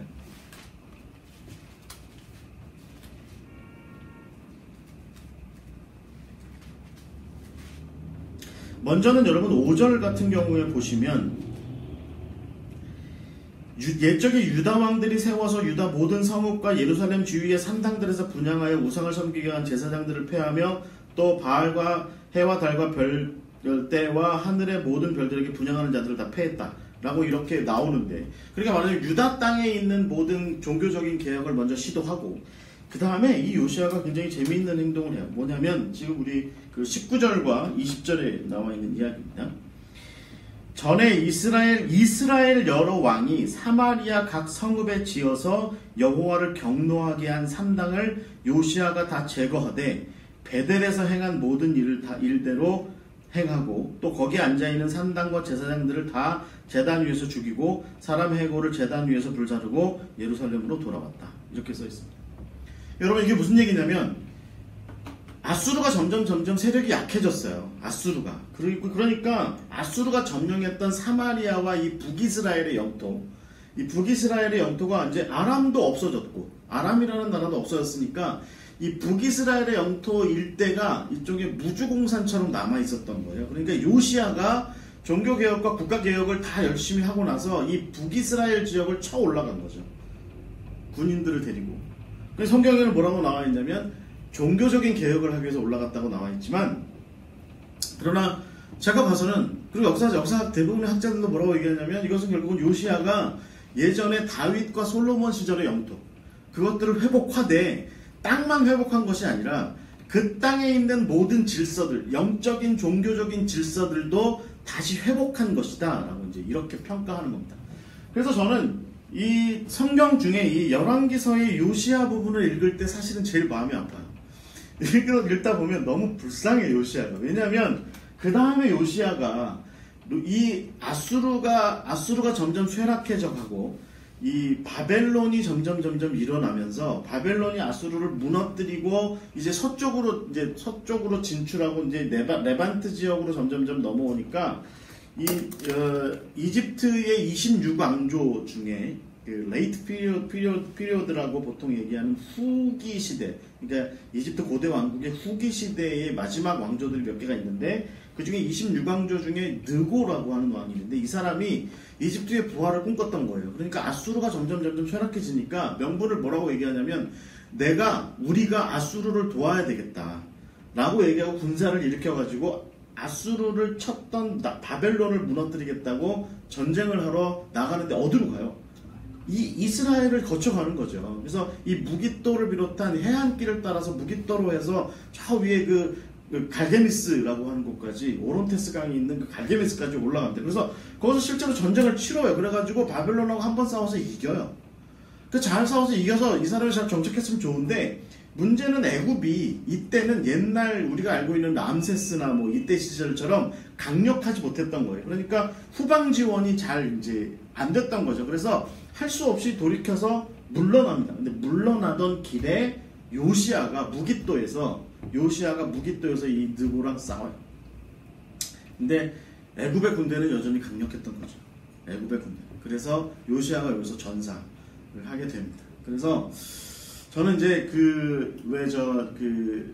이사야서에 보면 그 우시야 왕이 죽던 해라고 이렇게 표현되어 있잖아요. 그 이사야가 부름 받을 때 우시야 왕이 죽던 해가 있는데, 그래서 참 그때 당시에 예루살렘이 암울했다라고 이렇게 이제 영적으로 이렇게 이사야서가 표현하고 있는데, 저는 오히려 더 암울했던 굉장히 이제 마지막 이 남유다라고 하는 나라가, 이 하나님의 백성들의 이 나라가 마지막에 희망의 끈을 요시야에게 걸어놓고, 이 이름 자체도 사실은 구원자라고 하는 그 뜻을 고스란히 담고 있는 이 요시야라고 하는 이 왕에 의해서 우리가 좀 다시 이제 좀 살아날 수 있겠다라고 하는 그런 기대치를 걸고 있었는데, 결국에는 이 나라가 결국 이제 쇠락의 길로 이 때문에 이제 넘어가게 되는 것이죠. 여러분, 이 남유다가 멸망하게 되는 일들은 그 다음에 이제 쭉 이렇게 이어지게 됩니다. 좀 복잡하긴 하지만 여러분, 먼저 여러분 그 애굽의 느고가 이제 요시야를 죽이고, 여호아하스라고 하는, 여기 보시면 여호아하스라고 하는 이 요시야의 아들이 왕이 일단 먼저 되는데, 옛사람을 실각시켜요. 그리고 애굽으로 데려가 버립니다. 그리고 거기에다가 여호야김이라고 하는 그 친애굽파를 여기다가 이제 이 유다에다가 떡하니 세워놓습니다. 그러니까 이때쯤 됐을 때는 제가 보기에는 유다 땅에는 남아있는 게 없었을 것 같아요. 거의 나라꼴이 이제 거의 말이 아닌 수준으로 아마 이제 전락했을 것 같아요. 애굽왕 느고가 그냥 가지 않았을 것 같거든요. 아마 다 뜯어먹고 갔을 것 같아요. 근데 그 여호야김 시절에 여호야김이 친애굽적 정책을 자꾸 피니까 이 느부갓네살이 이제 화가 난 거죠. 그래가지고 이 애굽을 한번 이제 누릅니다. 애굽을 한번 누르고 애굽을 정복하다시피 해요. 그러면서 돌아오는 길에 여호야김을 칠각시킵니다. 그리고 여호야긴을 세워놓습니다. 근데 이 여호야긴이 또 이제 친애굽적인 정책을 펼치니까 두 번째 침공을 해요. 이 두 번째 여호야긴 때 침략했을 때 역사적으로는 한 3,000명 정도가 전체적인 포로 숫자인데, 왜냐면 예루살렘에 제가 보기에도 저는 10,000명 이상 살지 않았을 것 같다고 생각하거든요. 이때 당시 예루살렘은 거의 끼케야 몇천 명 수준 살았다는데, 열왕기서의 보고에 의하면 이 2차 침공 때 우리가 알고 있는 상당히 많은 다니엘이라든가 에스겔이라든가 이런 선지자들, 제사장들, 젊은이들 중에 굉장히 좀 괜찮은 친구들, 사드락과 메삭과 아벳느고 이런 친구들, 우리 이재훈 전사님처럼 훌륭한 친구들, 이런 사람들을 아마 다 포로로 이때 다 잡아가는데 그때 숫자가 10,000명쯤 됐다라고 열왕기서는 그렇게 이야기하고 있습니다. 이 여호야긴 때 침략을 한번 하고 그렇게 하고 나서 시드기야를 세웠는데, 시드기야가 또 다시 이제 여러분 예레미야서를 쭉 읽어보시면 예레미야가 계속해서 경고하잖아요. 야, 하나님께서 칼을 쥐어주신 건 느부갓네살이야. 조심해야 돼. 라고 자꾸 얘기하는데, 이 유다의 이 왕들은 끊임없이 이제 말하자면 계속해서 친애국적인 입장들을 자꾸 취하게 된 거죠. 시드기야도 마지막에 한 번 더 이제 그런 태도를 취했다가 느부갓네살이 그러면 완전히 이제 멸망시키게 된. 그래서 이스라엘이 남유다가 완전히 멸망하게 되는 이야기가 이제 이 열왕기하서 24장에 나오게 되는 겁니다. 그럼 저는 대체적으로 지금 우리가 이제 남유다와 북이스라엘의 역사를 한번 쭉 이렇게 훑었습니다. 대한민국의 역사들다가 이렇게 훑지 못할 것 같은데, 하여튼 이렇게 남유다와 북이스라엘의 역사를 한번 훑었는데, 그럼 혹시 질문 있으세요? 여호야김이라는 시드기야가 네. 바벨론이 침공하고 나서 세운 왕들인데, 그렇죠. 왜 계속 친애굽 정책을 폈을까? 그러니까 이제 이스라엘 내에 이미 애굽에 대한, 애굽이 우리를 구원해 줄 것이다라고 하는 그런 기대치를 갖고 있던 정치 집단들이 꽤 있었다. 그리고 그들이 이 왕들을 아마 그러니까 이 사람들이 스스로가 굉장히, 제가 보기에는 요시야 이후에 이 세 명의 왕들이 나름대로의 굉장히 철학과 어떤 정치 철학과 어떤 비전을 가지고 있었던 왕들이라고 보기는 어려울 것 같아요.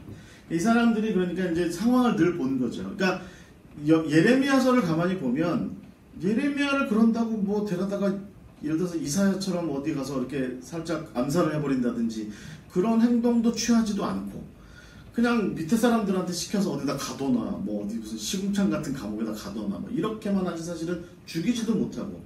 그러니까 이러지도 저러지도 못하는 와중에 이스라엘 내에 친애국파 사람들이 굉장히 많이 있었다고 봐요. 그래서 애굽에게서 나름대로 이제 지원을 많이 받았겠죠. 애굽 스스로도 많이 이제 쇠락해가는 와중이었겠지만 그래도 이집트라고 하는 나라는 그래도 여전히 대국으로서의 역할을 좀 하고 있었기 때문에 지원을 많이 받았죠. 그러니까 나중에 우리가 추정해 볼 수 있었던 건 뭐냐면 시드기야가 그렇게 다 잡혀가고 그 라기스 쪽으로 해서 도망쳤던 몇몇 그 친애국파 사람들이 애굽으로 망명해버리잖아요. 그래서 우리가 알고 있는 그 애굽 계열의 유대교 전통이 거기에서 그때 그렇게 마련될 수 있었고 예레미야도 결국은 거기로 이제 나중에 합류하게 되는 뭐 끌려갔다라고 보는 게 더 합당할 것 같은데 이렇게 끌려가게 되는 것처럼 그런 일들이 일어나는 게 결국은 제가 보기에는 이 친애굽파 쪽이 굉장히 득세를 하고 있었던 거죠. 예레미야를 나름대로 지원했던 친바벨론파도 아마 있었을 거라고 저는 봅니다. 네.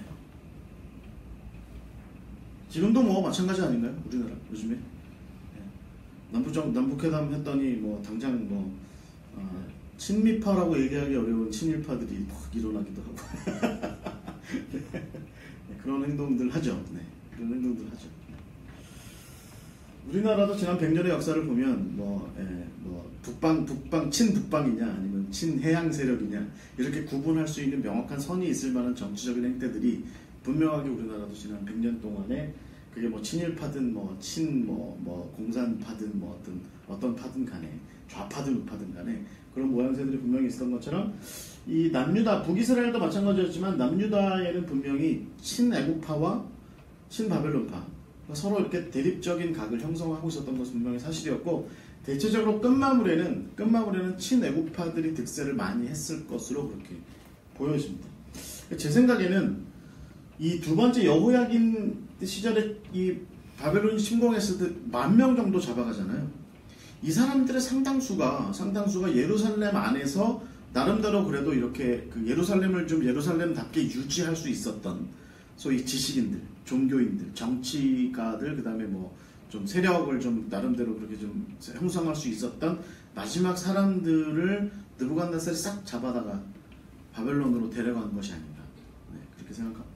그리고 이제 나머지를 시드기야 왕과 더불어서 마지막 그 예루살렘 멸망 때 한 번 더 데려가고 예루살렘은 정말 빈 깡통만 남게 됐는데 그때 이 남아있는 사람들을 돌볼 생각을 하지 않고 친애국파 사람들은 전부 다 애국으로 다 도망가 버린 거죠. 그런 일들이 있었던 것이 바로 이 시점의 상황이라고 보시면 될 것 같습니다. 요즘에. 네, 뭐 제가 이거 얘기는 뭐 많이 했어요. 그래서 여러분 사실은 이 시절이 이제 신아시리아라고 하는 나라가 등장했다라고 하는 것만 좀 기억하시면 좋을 것 같아요. 그러니까 우리가 여러분 많은 분들이 몇몇 분들이 저한테 아수르가 좀 헷갈려요 이렇게 얘기하는데 여러분 헷갈리시지 말고 이집트와 아수르와 바벨론은 다 공통적으로 역사적인 명칭들이 있습니다. 고아시리아, 중아시리아, 신아시리아 이렇게 있고 바벨로니아도 고바빌로니아, 중바빌로니아, 신바빌로니아가 있고 이집트도 고이집트, 중이집트, 신이집트가 있습니다. 다 이렇게 있어요. 이렇게 있고 페르시아가 그 다음에 이제 바벨론 다음에 등장하게 되는데 이 지금 우리가 성경에서 보고 있는 아시리아는 그래서 데글라빌레셀이라든지 뭐 산헤립이라든지 뭐 이런 사람들의 대부분은 여기 저 살만에셀이나 사르곤이나 이런 사람들의 대부분은 신아시리아라는 나라입니다. 이 나라가 제국적 형태로 나중에 크게 발달하게 되는 거죠. 그래서 그 전까지는 이집트가 이 중동 지역에 상당히 그 영향력을 강하게 행사했고 히타이트가 강하게 영향력을 행사했는데 이 아시리아가 등장하면서 이제 메소포타미아 지역의 나라들이 세계의 패권을 쥐고 흔들기 시작했던 것이 바로 이 신아시리아의 등장이 아마 강력한 영향이었을 것 같고요. 신아시리아는 그래서 이제 몇백 년 그래도 지속이 돼요. 그런데 여러분 여기 보시면 신바빌로니아라고 하는 이것은 좀 오래 지속되지 못하죠. 꽤 한 80년 정도, 90년 정도, 90년 정도 지속이 됩니다. 여러분 이 신바빌로니아는요 갈대아인들이 만들어요. 그래서 여러분 저 창세기 저 아브라함이 부름 받을 때 창세기 12장에 보시면 아브라함이 어디서 왔대요? 갈대아 우르에서 왔다고 되어 있죠. 그러니까 그것은 굉장히 잘못된 표현이라고 보시는 게 맞죠. 그러니까 아브라함 시절에는 갈대아 우르는 있었는데 갈대아 우르는 없었습니다. 왜냐하면 갈대아라고 하는 사람들은 일종의 아모리 계열의 사람들이 아모리 계열의 사람들이에요. 그래서 이 아람이라고 소위 성경에 아모리라고 등장하는 이 사람들이 일종의 유목민들이었는데 이들이 한 기원전 2000년 경쯤에 이쪽 그 하란을 비롯해서 뭐 여러 지역에 분포해서 살다가 심지어는 이들 중에 일부가 우리가 알고 있는 고바빌로니아 함무라비라고 하는 그 왕이 있었던 고바빌로니아도 세우게 되죠. 근데 그 이후에 갈대아라고 부르는 사람들이 그 아람의 굉장히 여러 부족들 중에 한 부족이 꽤 이제 숫자가 많았던 모양인데 이 사람들이 밀고 내려와서 어디로 내려가냐면 유프라테스와 티그리스강 하류 지역, 그러니까 아브라함이 살았던 우르가 있는 거기까지 내려와요. 그래서 거기에 정착합니다. 그러면서 그 일대가 이 사람들 때문에 갈대아라고 하는 이름이 붙게 된 거죠. 그래서 저는 고등학교 졸업해서 서울신학대학교 입학해서 서울신학대학교 졸업할 때까지도 갈대아는 아마 갈대의 일종인가 보다. 그래서 아브라함이 갈대가 많은 쪽이 우르 어디서 왔나 보다 이렇게 생각하고 살았는데 갈대아 사람들입니다. 갈대아 사람들. 그래서 느부갓네살을 비롯한 이 신바빌로니아를 세웠던 사람들이 이 갈대아 사람들인데 아람의 일족이라고 보시면 될 것 같고요. 이 사람들이 이제 말하자면 그 아수르가 지배하던 시절에 이 봉신 국가였습니다. 그러니까 바벨론 자체가. 그러니까 여러분 제국과 왕국의 차이를 아세요? 왕국은 왕이 다스리는 킹덤이 있는 게 왕국이라고 한다면 제국은 그런 왕들 위에 황제가 있는 일종의 우리 표현으로 하자면 황제가 있는 그런 나라가 제국입니다. 그래서 밑에 이제 여러 제후국들을 두고 있는 나라가 제국인데 그 아수르가 그런 나라였던 거죠. 아수르가 신아시리아가 그래서 이 신아시리아가 특히 이 바벨론 지역에 바벨론을 중심으로 한 이 일대를 바벨로니아라는 제후국으로 두었던 겁니다. 처음에는 자기 아수르의 왕자들이나 이런 사람들을 왕으로 보냈어요. 근데 이 갈대아 사람들이 점점 번성하면서 이 사람들이 아니 당신이 보내지 마시고 우리 스스로 우리 지도자를 좀 갖게 해주세요. 그러니까 아시리아가 그럼 그렇게 해 라고 얘기를 해서 세운 사람이 그 갈대아 사람들 중에 이제 말하자면 총독 제후국의 총독을 세우게 된 거죠. 그 사람 중에 한 사람이 바로 나보폴라살이라는 사람이었고 이 나보폴라살이 크게 세력을 확장했고 그리고 나서 아시리아를 멸망시킵니다. 멸망시키고 이때 이제 이때 당시까지는 왕자였던 느부갓네살이 느고하고 갈게미스에서 일전을 치르고 그리고 나서 느고를 말하자면 밀어내고 느부갓네살의 치세에 결국에는 이 신바빌로니아가 엄청나게 큰 나라가 되는 거죠. 그리고 여러분 성경에 보시면 누가 나와요? 그 메네 데겔 우바르신. 그럼 누구죠? 다니엘? 왕 이름은? 벨사살 나오죠. 벨사살. 이 벨사살이 왜 잔치하는지 예루살렘 성전에 있는 김을 갖다가 왜 표정이 난 모르는 얘기야. 예루살렘에 있던 김을 갖다가 왜 잔치하잖아요. 벽에 이렇게 글씨 쓰죠. 손가락이 나타나서 그 메네 데겔 우바르신 이 말이 나오는데 그 벨사살은 이 바벨론의 마지막 왕은 사실은 나보니두스라고 하는 왕이에요. 나보니두스. 근데 이 나보니두스가 하여튼 내란이 자꾸 일어나고 하니까 자기가 이제 여러 정치를 좀 군사적인 활동도 많이 해야 되고 하니까 이 내치를 누구한테 맡기자면 자기 아들한테 맡겨요. 그래서 보통 그걸 뭐라고 얘기하냐면 섭정왕이라고 이제 영어의 르젠트라고 보통 이렇게 얘기하는데 섭정왕을 세운 그 사람이 누구냐면 벨사살입니다. 그러니까 벨사살이 왕자는 맞죠. 그리고 나중에 왕이 될 뻔했는데 자기가 섭정왕으로 있던 시절에 우리나라 표현으로 하면 뭐예요? 대리청정.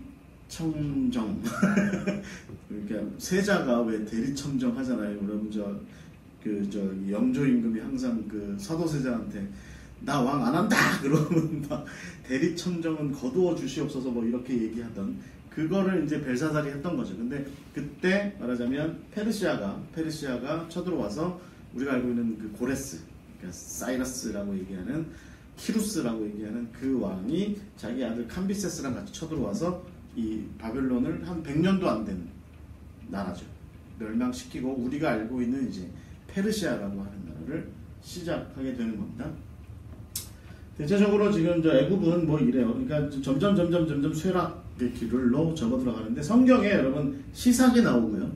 르호보암 때 한번 쳐들어와서 예루살렘 성전을 베껴먹었던 시삭. 그다음에 제가 이제 가끔 농담식으로 얘기하는 이때 아마 법궤가 아마 또 뺏기지 않았을까 뭐 이런 생각을 하는 시삭. 그다음에 소라고 하는 왕이 호세아, 북이스라엘의 호세아가 이제 선을 댔던 왕이 소고.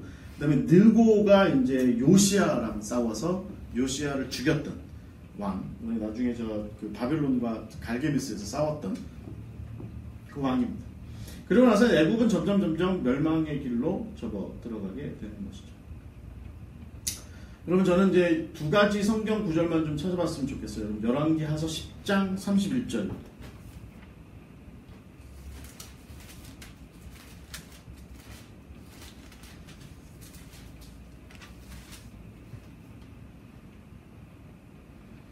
(31절에) 보시면 예후의 얘기가 나와요. 뭐라고 나왔습니까? 한번 읽어볼까요? 다같이 시작.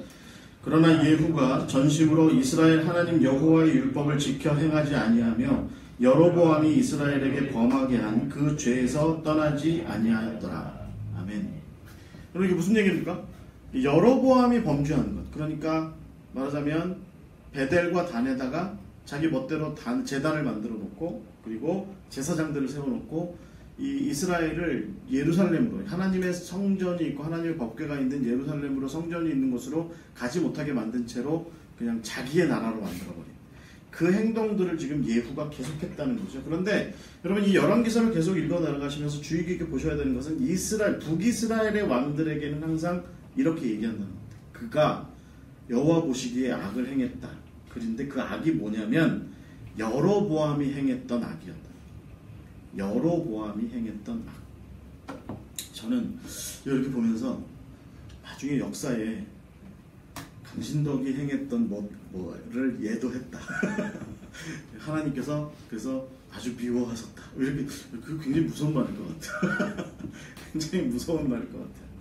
그 우리가 왜 저 흥청망청 뭐 이거 얘기하잖아요. 그 흥청이 저거죠. 그 연산군이 만들어 놓았던 기생을 모집해서 놀자고 만들어 놓은 관청이 흥청이잖아요. 관청이 그 흥청에다 붙여서 망청 이렇게 붙는 것처럼 사람 이름보다는 그 어떤 역사적으로 이름이 남는다라고 하는 문제가 참 정말 조심해야 되는 일일 것 같아요. 여러분 장수왕의 아들 이름 아세요? 장수왕의 아들. 장수왕이 거의 70년인가 하죠 왕을. 그래서 아들이 왕을 못해요. 아들이 먼저 죽어. 그래가지고 너무 오래가 장수왕이. 그래서 장수왕이잖아요. 근데 그 아들이 문자명 왕인데 그 손자가 문자명 왕이 왕이 돼요. 근데 여러분 역사책에 보시면 그 중간에 하나가 써 있어요. 조다라고 써 있어요. 그러니까 그 할아버지 조자에 마늘 다자리 조다. 그래서 우리가 보통 쪼다라고 이렇게 얘기를 하는 게 사실은 아버지보다 오래 못 산 이 조다를 얘기하는 거죠. 이 이름이 그런 식으로 남습니다. 여러분 여로보암의 이름이 지금 그런 식으로 남게 된 거죠. 이스라엘의 모든 왕들이 행동한 것에 대한 기준점에 여로보암이 있었던 거예요. 여로보암이 행했던 것처럼 그들이 그렇게 행했다. 혹은 여로보암보다 더 극악하게 행동했다. 라고 이렇게 이야기하는 기준점에 항상 이 이야기가 있게 된 거죠. 그럼 열왕기하서 15장 한번 찾아볼까요? 열왕기하서 우리가 이제 성경구절 이것만 좀 찾아보고 마치겠습니다. 열왕기하서 15장 34절. 여기 보시면 이렇게 기록되어 있습니다. 함께 읽어볼까요? 시작. 요담이 그의 아버지 우시아의 모든 행위대로 여호와께서 보시기에 정직히 행하였으나 오직 산당을 제거하지 아니하였으므로 백성이 여전히 그 산당에서 제사를 드리며 분향하였더라. 요담이 여호와의 성전의 윗문을 건축하여. 그럼 이게 남유다 왕들에 대한 이야기들은 대체적으로 이런 식입니다. 그러니까 그 아버지, 그러니까 아버지로 따지면 다윗쯤 될 것 같아요. 그러니까 다윗의 행동에 비추어 볼 때 이들이 어땠다라고 하는 이야기를 하는데 항상 말들이 이래요. 그가 어찌됐든 아버지들을 따라서 정직하게 행했다. 그러니까 왕으로서는 뭐 어느 정도 열심히 했다. 왕으로서는 잘했다. 그런데 한 가지 늘 문제가 뭐였냐면 산당을 제거하지 못했다. 우상숭배도 다 제거하고 다 하는데, 그리고 예루살렘 성전 중심으로 신앙을 회복하는 일들도 하기 위해서 막 여러 가지도 하는데 늘 하지 않고 있던 한 가지 행동이 뭐냐면 산당을 제거하는 일은 안 한 거죠. 여러분, 이때 당시의 역사에 대해서 우리가 조금 더 좀 자세히 살펴볼 필요가 있지만, 정말 이스라엘의 그 예루살렘 중심의 유일신 신앙, 이것이 확고하게 자리 잡은 건 사실은 포로기 이후라고들 보통 이야기합니다. 그러니까 포로기 이전에는 솔로몬이 지어놓은 예루살렘 성전 중심의 여호와의 신앙도 있었지만 산당에서도 각자 자기들의 하나님에 대한 신앙도 다 이렇게 있었던 것이죠. 이 산당이라고 하는 게 따지고 보면 웃기는 거죠. 그러니까 산당이 도대체 뭐야? 어디가 그러면 제대로 산당을 차릴 만한 곳이야? 라고 물을 때 항상 우리가 성경에서 돌아보아야 될 얘기가 뭐냐면, 사사기에 미가의 집안이 자기 집에다가 그 드라빔 하나 이렇게 만들어 놓고 그 다음에 지나가는 레위인 불러서 당신이 우리 집 제사장 좀 해 라고 얘기를 했던 그 이야기. 그래서 이스라엘 백성들이 각자 자기 소견대로 행했다 라고 하는 그 표현이 등장하는 그 구절에 빗대서 볼 때, 결국에는 이 산당의 문제는 결국 이스라엘 백성들이 하나님을 신앙한다 라고 얘기하지만 북이스라엘처럼 그렇게 해서 너무 나대거나 너무 많이 이렇게 뭐 우상숭배로 너무 심하게 빠져들어가거나 하는 그런 일들은 아니었다 치더라도, 그러나 산당이라고 하는 곳에서 자기 중심, 하나님을 중심으로 한 것이 아니라 정확하게 얘기하자면 모세가 말한 성소, 성막, 하나님이 계신 성소가 있는 그곳을 중심으로 하는 모세의 율법대로의 신앙이 아니라 자기 중심대로의 신앙을 계속 그냥 했다는 얘기예요. 그리고 왕들은 어떻게 했다는 얘기예요? 이 왕들은 그걸 방치했다는 얘기입니다. 그냥 놔뒀다는 얘기예요. 놔두고 적당한 타협선을 늘 찾았다는 얘기겠죠. 사람들이 보통 이렇게 얘기하잖아요. 여러분, 저도 저희 사무실에서 가끔 일할 때 저희 그 직원들, 우리 같이 동역하시는 전사님 목사님들한테 뭐라고 얘기하냐면 뒷심이 좋아야 된다고. 그래서 전문 용어로 뒷끝발이 좋아야 된다고 제가 가끔 그렇게 얘기하거든요. 일을 하면 좀 끝까지 마무리 짓는 때까지 열심히 하는 게 좋아.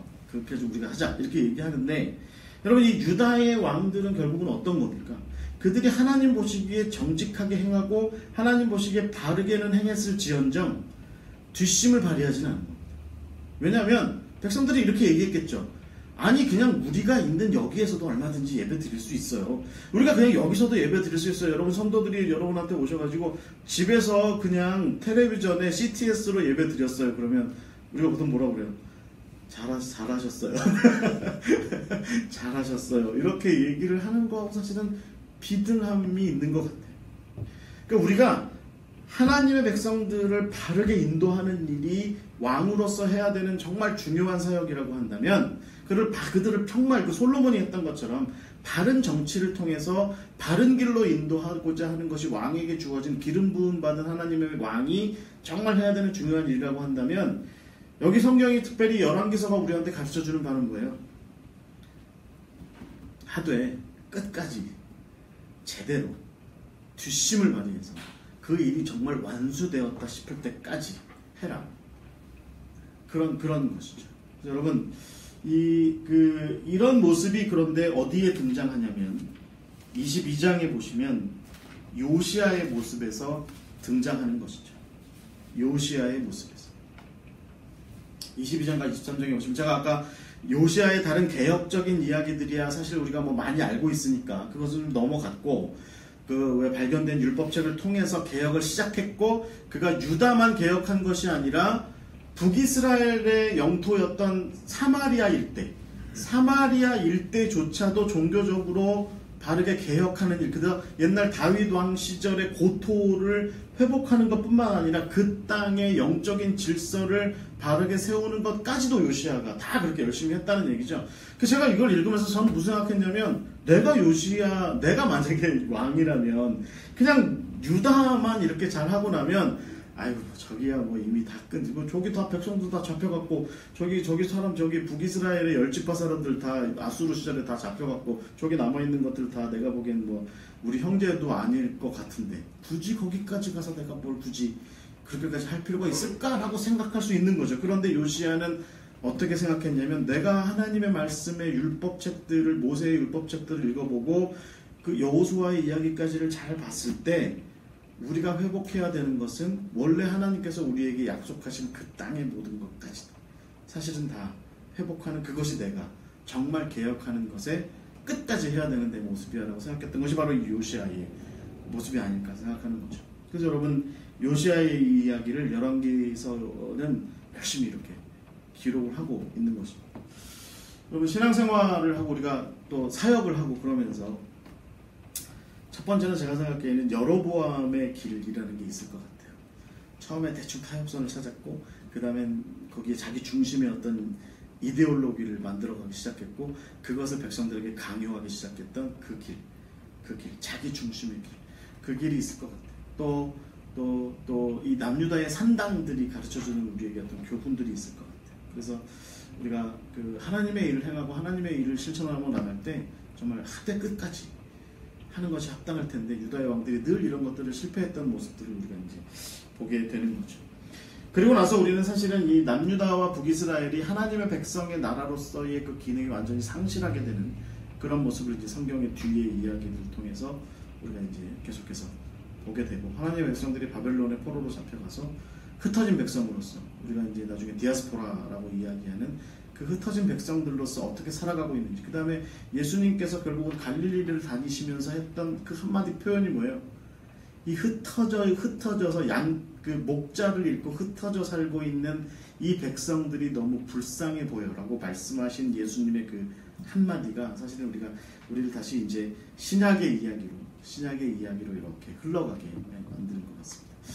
그럼 이제 오늘까지 우리가 이렇게 해서 구약의 역사적인 이야기를 다뤘습니다. 그래서 어떤 분이 저한테 방송을 이렇게, 이 방송이 유튜브로 나간 거 보시고 왜 선지자들 얘기 안 하냐고 해서 역사를 다루는 거라 이거는 역사를 다루는 거라, 역사는 어찌됐든 이제 여기 이렇게 바벨론 포로로 잡혀가는 거 이야기로 끝나고, 사실 에스라나 느헤미야의 수르바벨의 이야기를 할 수도 있지만, 그것은 좀 역사적인 맥락에서 다루는 것보다는 뭐 어떤 그 교훈적인 맥락에서 다룰 만한 것이기 때문에 그건 좀 뺐고, 다음 주에 우리가 이제 예수님 시대로 이제 넘어가야 될 것 같습니다. 그래서 여러분, 늘 이렇게 함께 자리해 주셔서 감사드리고요. 또 함께 이 성경 공사에 함께 하시면 감사드리고요. 여러분, 우리가 성경을 이제 읽어 내려가면서 특별히 그 하나님께서 정말 당신의 백성들이라고 하는 것의 관점을 통해서 초점을 맞추고 계신 것, 그것에서 우리가 좀 집중할 수 있는 그런 시간이 됐으면 좋겠습니다. 혹시 뭐 질문 있으십니까?